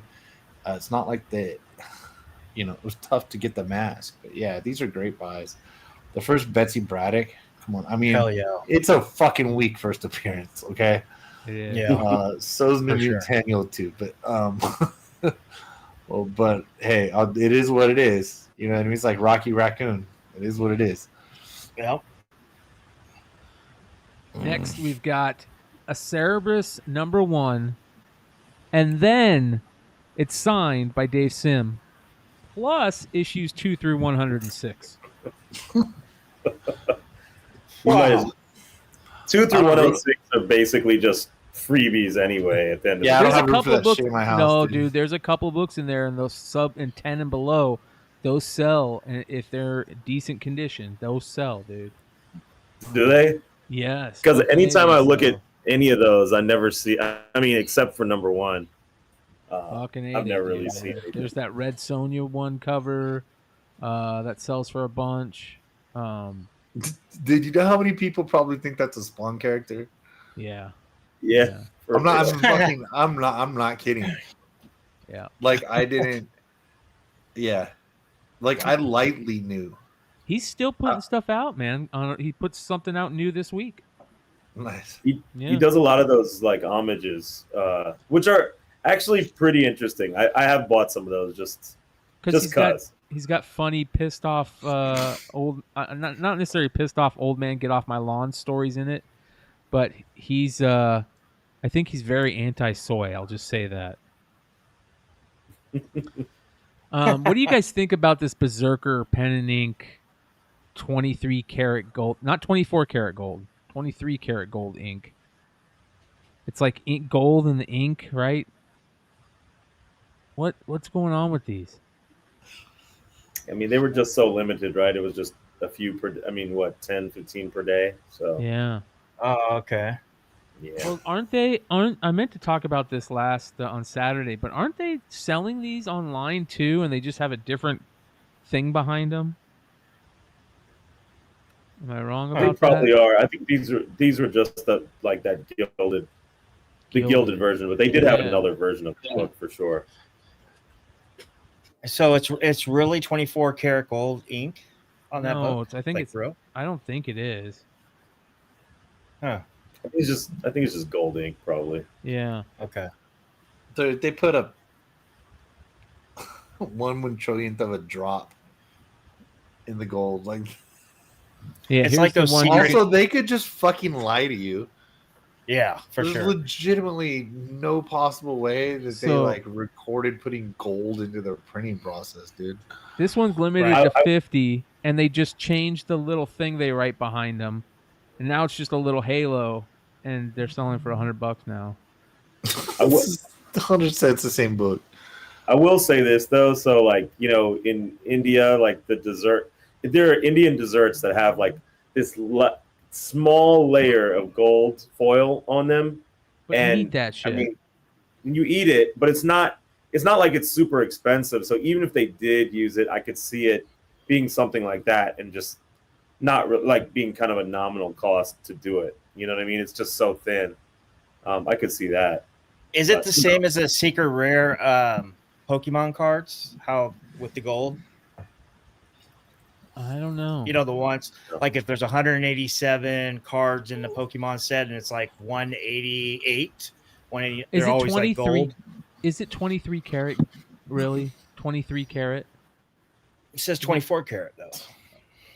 There's no such thing as 23. I was about to say, we have 23 karat. What? It says 20, 23, 24 karat gold. Yeah. It's real gold, just super thin, like tissue paper thin. Yeah, just gold leaf. Yeah. They were selling them for $29, not signed.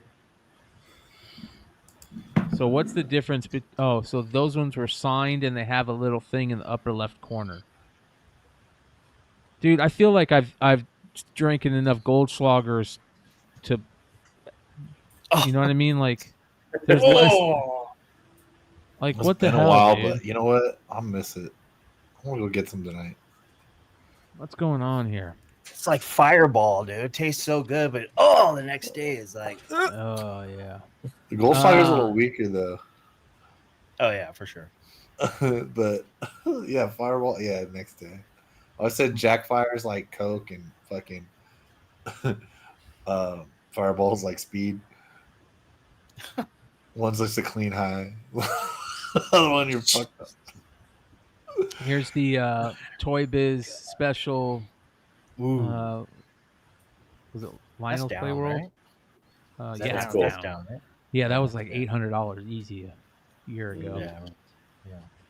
It might still be a good buy though. Hell I mean, yes. Spider-Man 2099 is like kind of sort of solidified after that movie. I feel Hell like. You know? yes. Yep. Yep. I'd buy that. I'd buy that for $1 and $200. RoboCop. So Brian, if you bought that, would you keep it in the packaging like that, Yes. or would you Hell remove yes. the book? Yeah, I have 2 of them. They're still in the packaging. Oh, I have a wow. couple of the books, but I have 2 that are still in the packaging. I also have the Ben Riley, 2 of the Ben Riley ones in the packaging. I like them. I think they're Nice. cool. This is where it gets interesting, I think, as a collector. You know, when you go across multiple collectibles, it's like, do you get this graded by AFA, or do you open it up and get the book graded by CGC? You know, Right. Which one is the better flip? Yeah. You know. Yep. Check this out. I've never seen these first 2 toys. Mangalore's Mangalodemon. Vintage Ideal Toys, 1984. Never seen that. $787. And I've never heard of these Jewel Rock Lords. Now, I put these on here because they're crazy sales and I've never heard of them. And I want to know what they are and if anybody out there knows what these are. Yeah, I never heard of them either. Right? Yeah. Mongoloid toys. Mongoloid demon.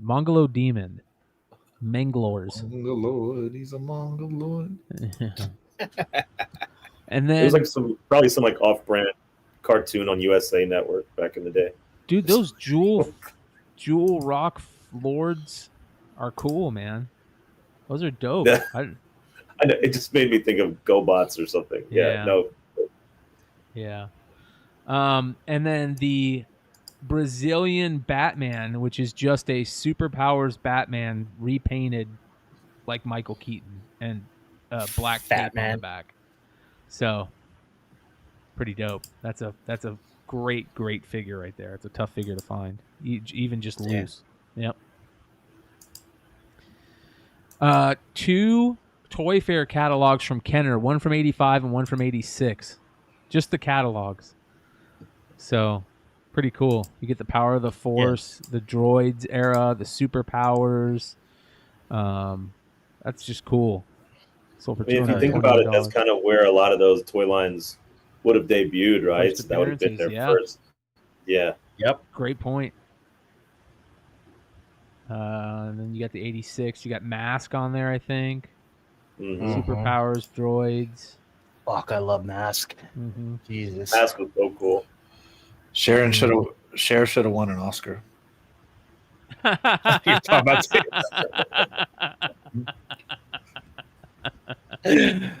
Dude, he pinned his fucking Roy Campanella rookies on the fucking wall. Yeah, what an asshole. I love the Takara R2 wind-up R2D2, the Japanese R2D2 wind-up. It's a tough thing to find. $226 lose. Oh man, that's dope. And then I've never seen this before. It's a Thundercats toy called Tongosaurus. Sold for $2,000, over $2,000, $2,100. That's crazy. I want to know what that does. Tongosaurus. You don't want to know what that does.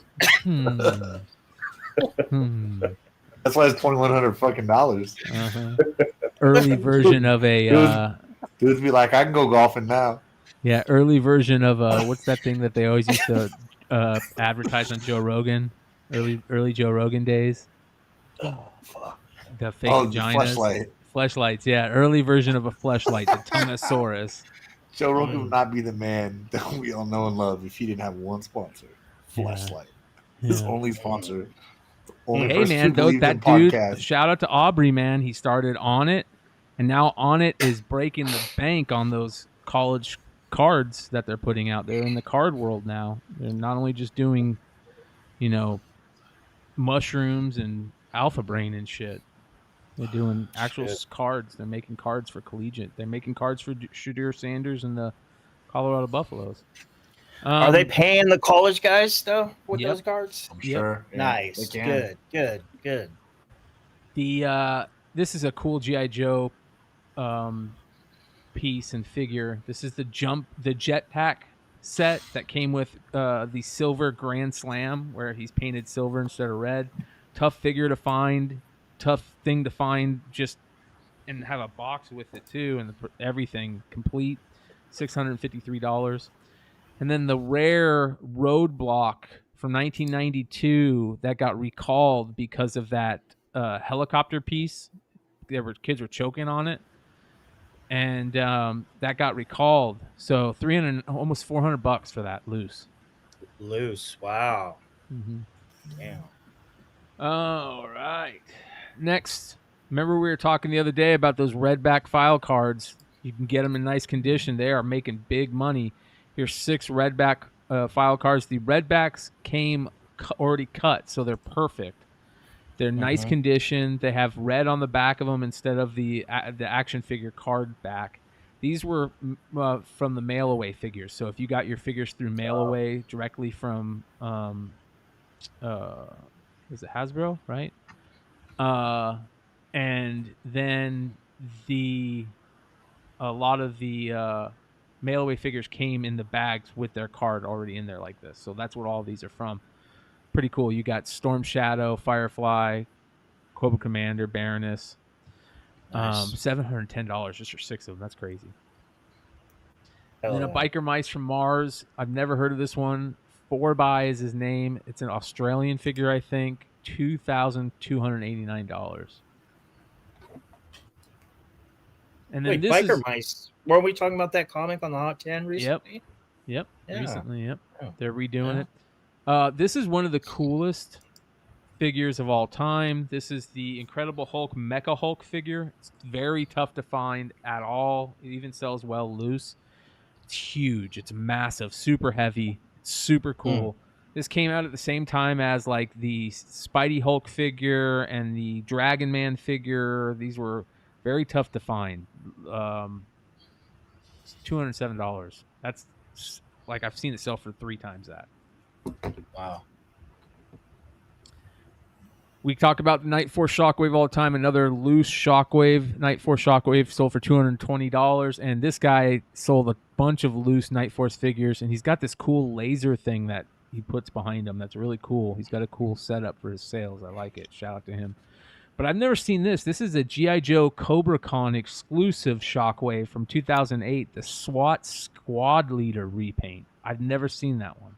Sold for almost $600, $559. And then a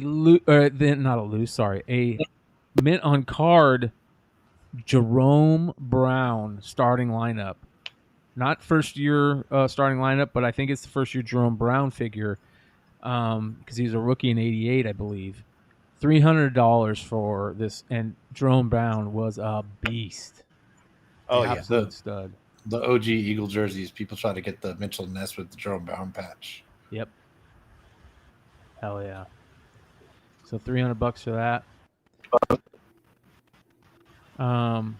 This is I always remember the $6 Million Man Bigfoot toy being worth a lot of money. It's one of those hallowed toys and toy collectibles. But this is a later they changed the box up a little and it sells for a lot more. So this is the second night. I think they originally put it out in 77. So the 78 version is the rarest box version. It's a totally different box. Looks different. Sold for $1,000. Pretty cool that that's still around. And then Shogun Shote, another rare Teenage Mutant Ninja Turtles. Did you guys see that this week in the Teenage Mutant Ninja Turtles comics, not the regular one, but the one that's more animated, they have the first appearance of Chrome Dome. Did you guys see that? Are you talking about the Saturday morning one? Is that what they're called, Saturday morning? I'm pretty sure. Yeah. So, yeah, this is super cool. I'll show it to you guys. Chrome Dome is a super rare Grail figure. We actually talked about him a few weeks ago. Nice. Yeah, hold on here. Saturday Morning Adventures or something like that. Is that what it's called? Let's see here. If I can find it.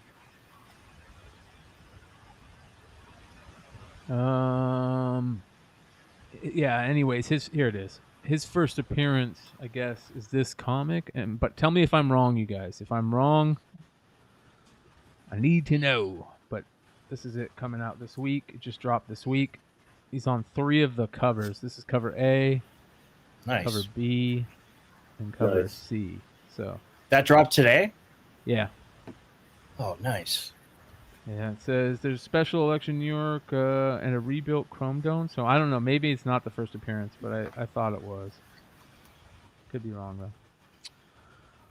I'll be looking in the chat for them to let me know. All right. And then next, look how nice that Hoth Snowtrooper looks on that figure. It's an AFA 85. But the snowtroopers and the stormtroopers is just like Storm Shadow. The whiter, the more pristine white it is, the better. And that looks like it was just put out of the factory, man. Absolutely beautiful. It sold for over $2,000, which is crazy. Then this is a loose Jocasta Nu figure, and I can't remember. Was she a comic pack figure? Sold for $228 loose. And Jocasta Nu is the Jedi librarian, right, lady? So that's pretty dope. And then look at this 1980s vintage Mexican unarticulated bootleg figure of Bespin Luke. It's graded loose, CAS 75, sold for just under $200. Doesn't even move. Yeah, that's crazy. I don't even know. I don't even know what to say about that because it's like you can't, I was gonna say you can't verify it, but then it's a bootleg. So what? I don't know. Right? I guess it's just a cool item to buy. I'm not really even sure why you would get that. I don't know. Because I feel like if you're a toy manufacturer, you can make shit like that just to have, just like one-offs or proofs. Yeah. I don't know. Well, it's interesting. Those uncirculated bootleg figures are massively collected in Star Wars and G.I. Joes and action figures. So let's start printing them. Yeah, I know. No, we can't do that. Splatterhouse 3 sealed Sega Genesis, $720. Okay. I don't know if that's high or low, but I thought it was interesting. Seems classic game. I don't know enough about it. Yeah. Splatterhouse is classic. Adi Granov tool poster signed. Oh, nice. Yeah. $613. That's badass. An 8x10 promo poster of Master Ace, Inc. Incorporated, signed by all of them. I was so mad the other day. I missed a M&M, one of these promo press kit things, and it went for like $30. It wasn't signed, but I was like, it was from that era, and I was doing something else. I answered a phone call and I missed it, and it went for so cheap. Wow, man! Look at that. Good to see Solo Wookie in the chat. A concert ticket, last Elvis Presley concert from June 26, 1977, $215. Just the stub. God, that seems like a bargain, right? I feel like that's a bargain. Yeah. Check this. Some more cool concerts or some more ticket stubs. The Catch. Yep. PSA graded. I forget what its grade was. Might not even be graded. Just might just be authentic. But yeah, Montana to Clark, The Catch, NFC Championship game. $531. And then Kobe's last game.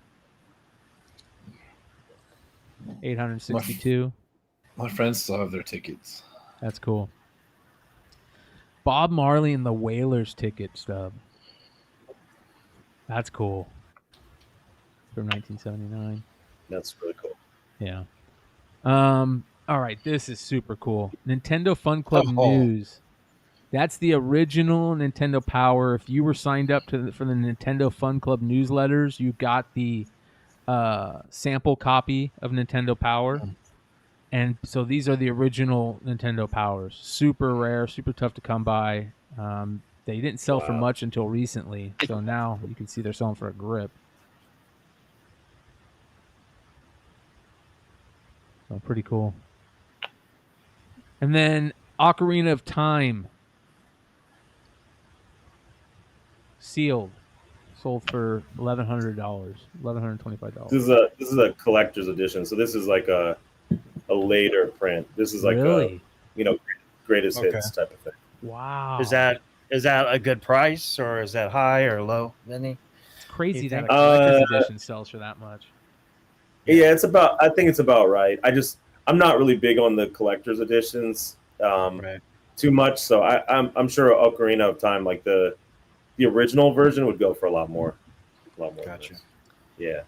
High Fructose magazine I used to read all the time. One of my favorite things to do back when I was a Daryl is I would I'd get super high and go up to Barnes, and not on cannabis. I'd go up to like Barnes and Noble or Bookman's and just waste away the day drinking coffee and half passing out in free magazines. And that's awesome. I always used to read High Fructose magazine because it always was about like modern art, Like Mark Ryden was always in there, and you would always find new cool artists. And a lot of really good comic book artists find that James Jean. I mean, just amazing stuff. And 1 through 10 sold for $1,500 of those magazines. That's cool. I'm sure some of, like you're saying, Brian, I'm sure some of like the big fine artists probably, you know, if they didn't debut in this magazine, they probably made, you know, some of their early work in here for sure. Wow. From comics to fine art, you know, all across the board. Unreal. That's cool. Dude, how many? I mean, it was kind of like surfing the internet or just being on your phone. Like, how many hours did you guys spend in magazine racks? Oh my god, dude! Like, So I mean, much. just a lot. Like a lot. Like free time at a Tower Records or Barnes and Noble or B. Dalton book, anything like that, where you just have all this stuff. Oh, this topic looks interesting, you know, and you just pick it up, and just that was life, dude. It was a good life. When I was looking for, we lived in the best time, dude. We lived did in the best time, dude. When I was looking for those Sports Illustrated for Kids a few months ago, I realized that newsstands don't even exist. Like, aside from your Barnes and Noble or your Books A Million, anything that's called a newsstand in most cities is just like a glorified convenience store now, with no real magazines, maybe like a couple. That's it. Right. So it's kind of sad. It's different from how it used to be. Yeah. Aside from LA, Sean, because Sean, you can still find them in LA newsstands. Yeah. Like my it's weird because the advertisements and things, like the things I'll find, I'll look on eBay and stuff. My local grocery store is a smaller grocery store, so there's a lot of older people in the community. So they've got the car magazines. The bottom is like the kiddie row, but they'll have stuff like, you know, all about the Spider-Verse or all about Barbie or all about you know, whatever's Star Wars, whatever's popular. And then they've got like the car magazines, all the stuff like that. And I don't know how many magazines are there. Let's say there's 15. There's probably at least 100 different magazines. There's a crossword section, you know. And like I walk in and I'll look in there. I don't spend like too long. I know people coming in and shit like that. But I just sit there and I'll just be like, okay, this looks like a cool topic or a car magazine or something. I'm like, I would like to know about that, you know? It's just, you remember going to the airport and it was like, I don't have shit on me. There's probably not anything going to be on my cheap Southwest flight. So I'm going to go, I don't even want to read my book. I'm going to buy 2 magazines. Right. You know what I mean? That's what you do. That's what you do. Good old reading, man. And like when you read it, it meant something to you. Kind of like the comics, you know? You read it, so or also because you spent your money on it. Instead of flicking through a free article, if you spend your money on it, you read it. Same way with CDs. We buy the CDs, man. You spend $15, you're fucking pot committed, man. You're gonna listen to that thing at least 10 times, talk yourself into liking it, and then just keep it going, right? Yeah. Check out these tickets, dude. 4 tickets for the 1979 NCAA Finals, the Bird versus Magics, Indiana. In Indiana State, yeah, Michigan State versus Indiana State, right? Shit, those are grails, bro. Yeah. Yep, you're right. $9,000. Right. And then Nolan Ryan versus Rob Ventura, the fight ticket. $2,000. Both of them not ungraded. Pretty good, dude. Yeah. That is awesome. Yeah. And look at this one. This one's super cool. John L. Sullivan versus Gentleman James Corbett. 1892 boxing ticket. Graded PSA 3. That is fucking cool, dude. I have a John L. Sullivan 1892 graded card. A tobacco card. It's a, what are they called? Allen and Ginter. The first Allen and Ginter set. Wow. Yeah. All right, we're almost done here. We're moving on to some of the cooler stuff that we got to look up close. Look at this. This is one of those 1971 Third Eye blacklight posters. This is the Silver Surfer how badass it is. Thus you shall suffer no longer. I am changing. Look at that, bro. That's badass. That's really cool. $359. Scotty Young OA of Gizmo. Oh, $435. That's nice. Fucking I like awesome. It. Yeah, you could tell too. Yeah, so like good. Even if you didn't see his little signature box down there. Yep. You know what I mean? There you go. So good, dude. I There's love his the flames, matches. his facial. Damn, He's about to fuck. Gizmo's about to fuck shit up. Somebody just fed him after midnight for sure. Yeah, his ears are changing. Yep. This is crazy to me. Humberto Ramos, 1995 Marvel Overpower original art. The card art. Captain Universe. Wow. And here's the OA for it. Wow, that's cool. 676 the card. bucks. Yeah. This blew me away. Why is Garmin GPS selling for $3,500? Is there a reason for this? There's got to be some type of reason that like an old Garmin sells for this much. Is this not an old? China could be probably cloning it. Like they could be behind. This is probably the first one or early one, something like that. GPS systems, especially older ones, they especially sealed like that or in the bag with the box instruction manuals, they sell. They're all over YouTube. There's channels all over YouTube talking about things that sell that are out of the ordinary, and they're talking a lot about GPS stuff. Crazy. Why though? Yeah. Like that wasn't that No idea. interesting to me. I remember back in the day there were certain things that you could like hack into satellite TVs, and that's why you bought old technology, but it doesn't seem that way anymore, but maybe it could be. You know the famous tale about John Teeter, the time traveler. He had to go back in time to find a IBM computer that was a one-off computer that they supposedly created, that they really did create. That's a deep Bogcast cut for you guys. All right, moving on. This is a badass cover, man. I would have thought about buying this. Exciting Comics number 53. Look at how dope that cover is, dude.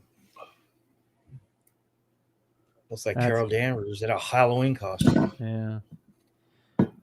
And then how about Cave Woman number 1, the double page splash by Bud Root, sold for only $600, you guys. Yeah, that seems low. Look at that. That's sick. So I wonder. Okay, first off, I need to check if I want an auction. Now, I love Bud's stuff. I wonder if it's because he does original art and prints almost weekly on mycomicshop.com. Mm-hmm. I wonder if it devalues any at all, because even though this is awesome double splash version, I get all that. Like it's definitely worth more than $600 for sure, in my opinion. But like if you have like a Bud Root itch to scratch, and you pick up like 1 to 3 to 10 pieces, like maybe you're not bidding anymore. All right. You know, I don't know. Just thinking. I love how that person has 33% positive. Yeah. So they definitely canceled that thing for only $600. Grateful Dead Comics. Limited first edition signed. Is it signed by Jerry Garcia? Is that signed? Is that Jerry Garcia? Yeah. Oh my God, dude. Look at this. Yeah, that's pretty cool. Dipped in acid. Grateful Dead Comics. Yeah, There's, you can't there's beat your that. acid right there. There you go. $176, man. With a Jerry Garcia auto. That's amazing. This is a Kevin Eastman sketch cover. That's good. That's good as Eastman. I like that. Yeah. Oh, OA. Yeah. Oh, a real sketch cover. Yeah. Okay. Yeah. Oh, fuck. Yeah, that's worth $400. Yeah. It's those incentive blanks that they did earlier in the 2011 series. Okay. All right, Dude, that 2011 IDW Turtles, man, they used to sell for so much money. Any of them. Just any of them. we're already in that stage of multiple items tonight that have pissed people off because they went for solo and they didn't get a chance to get them. But there's some more It's gonna coming get up. worse. Yep. It's gonna get worse. Yeah. This blew me away. 1984 CBG Comics Buyer Guide. The Comics Buyer Guides from the mid 80s. Now, is this because one of these must have had like the first Teenage Mutant Ninja Turtles in it? Like what? Why did these sell for so much? Jesse James has stacks of these, by the way, Jesse, if you're listening. No way. I mean, yeah, dude. I've seen. Look, there it is, right there. Look at that. Oh, that is wow. See that lenticular that came out today? Reprint of #1. Oh, really? Yeah, dude. That it's hard to find. I can text you. That right Is there. Is that first preview appearance? Is that first I don't teaser know. appearance? I don't I fucking have know, no but it's idea. early enough that it should be worth something. I don't know if it's I'd frame it or get it Definitely. graded by CGC or something, you know? authenticated it or something somehow. Yeah. Mhm. But if it's in the middle,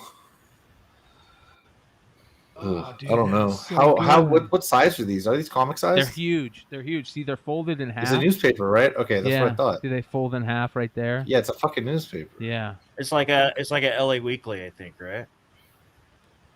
Yeah, they said it's the almost 40 years old. These are a fun read for any comics fan with the first ad for Teenage Mutant Ninja Turtles.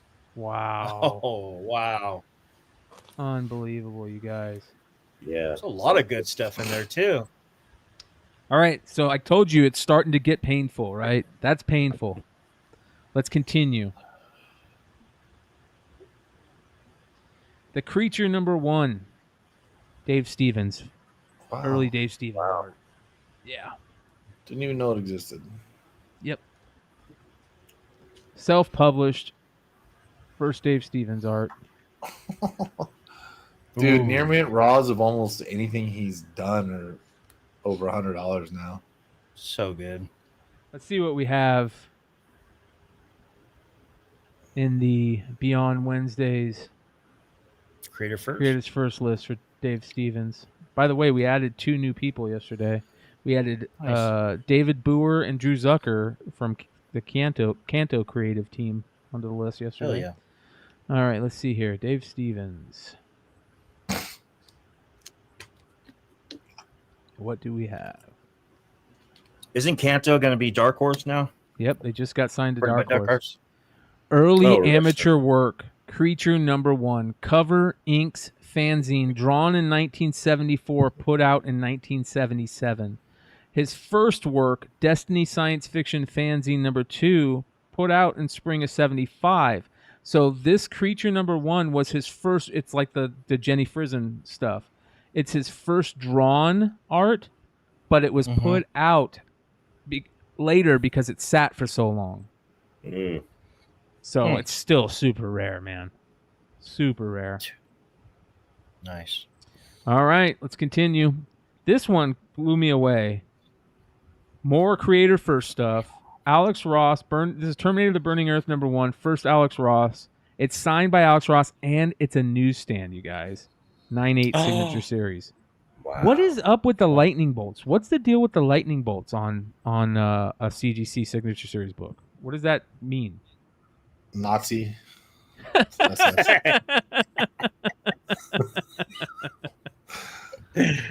Oh, Fucking wipe out. I don't know. Dude. That's I've never seen Hell's that. Angel. Is it an Alex Ross? It's got to be an Alex Ross thing. Is it an Alex Yeah. Ross thing? I mean, he's Oh. got a special Alex Ross CGC. I mean, yeah, it's an Alex Ross label. It's got to be that Yeah. only. I haven't seen it on anything else. But this is a newsstand of this. That's crazy. What does I've never Alex Ross seen have to do with this? This is his first cover.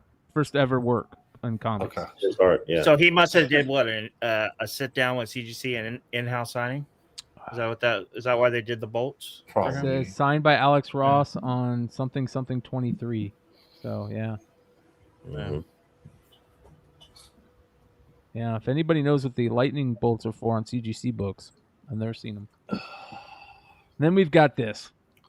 Amazing Spider-Man number 174, a double cover 9/8. Look how vibrant the color on this thing is.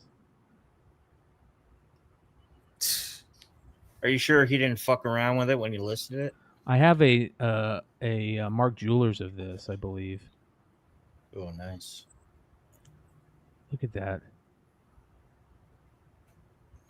It's partial origin of Punisher too. I guess. Yep. Wow. That just looks gorgeous, dude. Yeah, it's nice. Less than $500. $456. Not bad. How about a complete Marvel value stamp book? I love when these come up. Yeah. Right? I think they're usually between like 5 and 1,200. You usually don't see them complete. They're usually half full or not, or completely. Oh, I haven't. Yeah, I'm with you. They're definitely not usually complete, but they come up. What was the one in Hulk 181? Shaun of the She-Devil? Is that who it was? The Hulk 181 one? I don't know. Everyone's sitting here. I can look. Can't remember. Look at this. Man, that's sad. You cut up all those like key issues and just to sell it for $550. The rarest space. This space is reserved for the rarest Marvel value stamp of them all. The Why is that Galactus? one the rarest? Mm. I think it's Shannon. Let's see. I think it is Shaun of the She-Devil. Let's figure it out. See if she's in here. Look how cool these are. Yep, it's Shannon the She-Devil. Yep. Is it? Yep, right there. No, you weren't joking. You really have 181 just sitting there. Yeah. Mm-hmm. It's not mine. And there it is, right there. just Marvel value pressed it. stamp number 54. Oh, nice. Sold for $550. I mean, That is Sean, cool. I have a Sandman 75-second print just sitting here.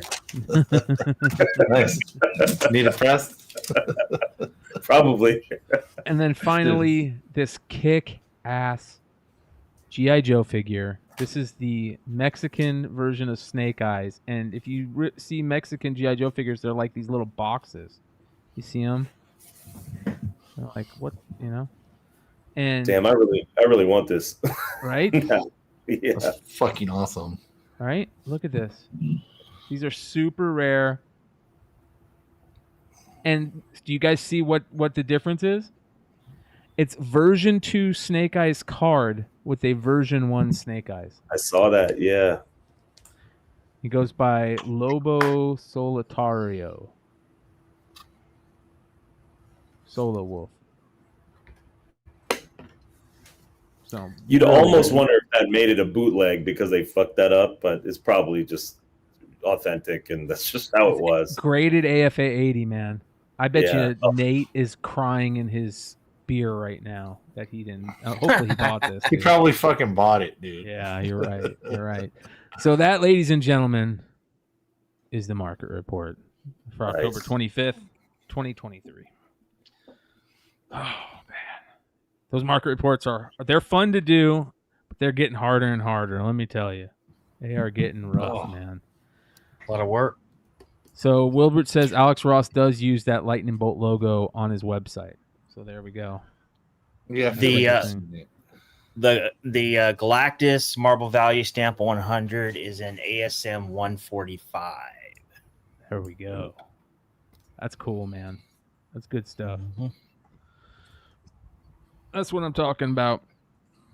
All right. Anything else coming up that you guys can think of? Anything interesting that's heading our way? World Series tomorrow, right? Yep. I need the Diamondbacks have a home field advantage because they won the National League won the All-Star game, right? So dumb. 500 team gets home field in the fucking World Series for an exhibition game. Dude, the Diamondbacks were 3,000 to 1 at the beginning of the playoffs to make the World Series. A guy called Dan Patrick this morning, and he bet preseason on the Rangers, and I don't know what his bet was. It was cheap, it's $100 or something. he's in line to win 11,000, and he says he has the guys. He says, "I'll do what you say." He says, "Do I hedge my bet? Because you can get half his money back by just betting the Astros." So you know what I mean. He's already won basically if he wants to, and they're like, he's like, "All right, we'll go around the room." He's like, "Do what you guys say," and they're like, "What's his financial situation?" They're like, "Doesn't matter. Patrick's like, "Doesn't matter. Just pick one." You know what they're gonna pick if the money doesn't matter. You know what I mean? He's all, because Dan's all, "Man, if you can hedge it, get 6,000, you could take your wife on a really nice vacation." But he's all, "You could take your wife on 2 really nice vacations." Right? And he said something so this guy said he's gonna do what they say, not hedge his bet and call him when the series is over. What would you guys do if you bet preseason? Scared money doesn't win money. One of the scared teams money pretending you're doesn't not a win fan of one money. team. Yeah, scared money don't make money. Yeah, right. Fucking let it ride. Like you made it this far. Fucking A. I might hedge it for that $6,000, dude. I can't lie. Hell yeah. The All-Star. Definitely. I'm a big pussy, so when it comes to betting, dude, I'm like, yeah, give me that money. Let's go. The All-Star game home field advantage thing ended like 5 years ago or 4 years ago. Oh, they did. The Rangers it goes by highest win percentage now. Yeah, the Rangers have it. Yeah, it's the Rangers then, right? Yeah. Okay. Anyway, it's not the fucking Astros. I actually liked it. I actually liked the All-Star games when it was like that. I thought they were more interesting. Gives it more meaning, yeah. I do. Yeah. I just don't think that's not how you play. No, I know. You don't. I see where you're coming from. When you're on fire, no manager's gonna let your pitchers throw 4 or 5 innings. Yeah, you know what I mean. And So, basically, everybody gets to play. Yeah, but during that time, there was guys fucking sliding. They're freaking. I mean, before the block the plate rule came in, they were fucking running over the catcher. I mean, guys, they're fiends, man. I love it. So there's this IG account that I follow called the 90s Kid Card Collector. And I love this guy because he's all about raw cards, and he collects Kobe and Shaq, right? And he has they look so beautiful. He only collects like the refractors or color match refractors. And check this out. So he got a PSA 8 Kobe Bryant finest rookie refractor, or the 96 finest refractor with the coating of the I forget what they call this, but it's graded an 8. It says fuck no, crack that shit out, puts it in a 1-touch. Look how beautiful cards look in a 1-touch, man. Good cards. I don't mind them not being graded. Yeah, I love one. I mean, I really do. And Me as too. someone who doesn't, honestly, I don't really grade cards. And I just like a good 1-touch, man. I don't mind graded cards, but hell, me too. It feels good pulling a card and snapping it in that fucking thing. Feels like you graded it yourself or something. This is where I'm heading, you guys. This is where I'm heading right here. I'm gonna start collecting. I'm gonna pick a player not like Kobe or Shaq. I mean, Shaq's a good player to pick, but Kobe's just way too expensive. But I'm heading this way just to get a cool collection of just their coolest refractors or color matches. Check this guy out, dude. Look at this guy's page. He's one of the best card collecting pages. Look at this, dude. Can't take that much Kobe. Lucky 13 and a refractor. EX. Look at that. Nice. I mean, these are just all the Shaq and Kobe silvers. Don't those look beautiful, man? It's awesome.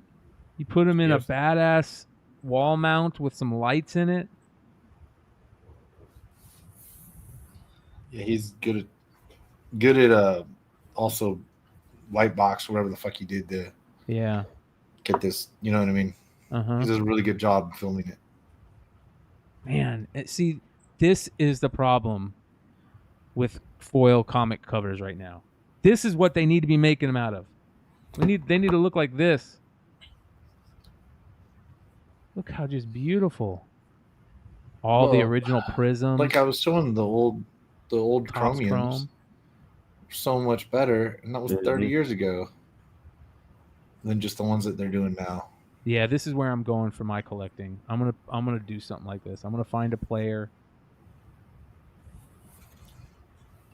Hell yeah.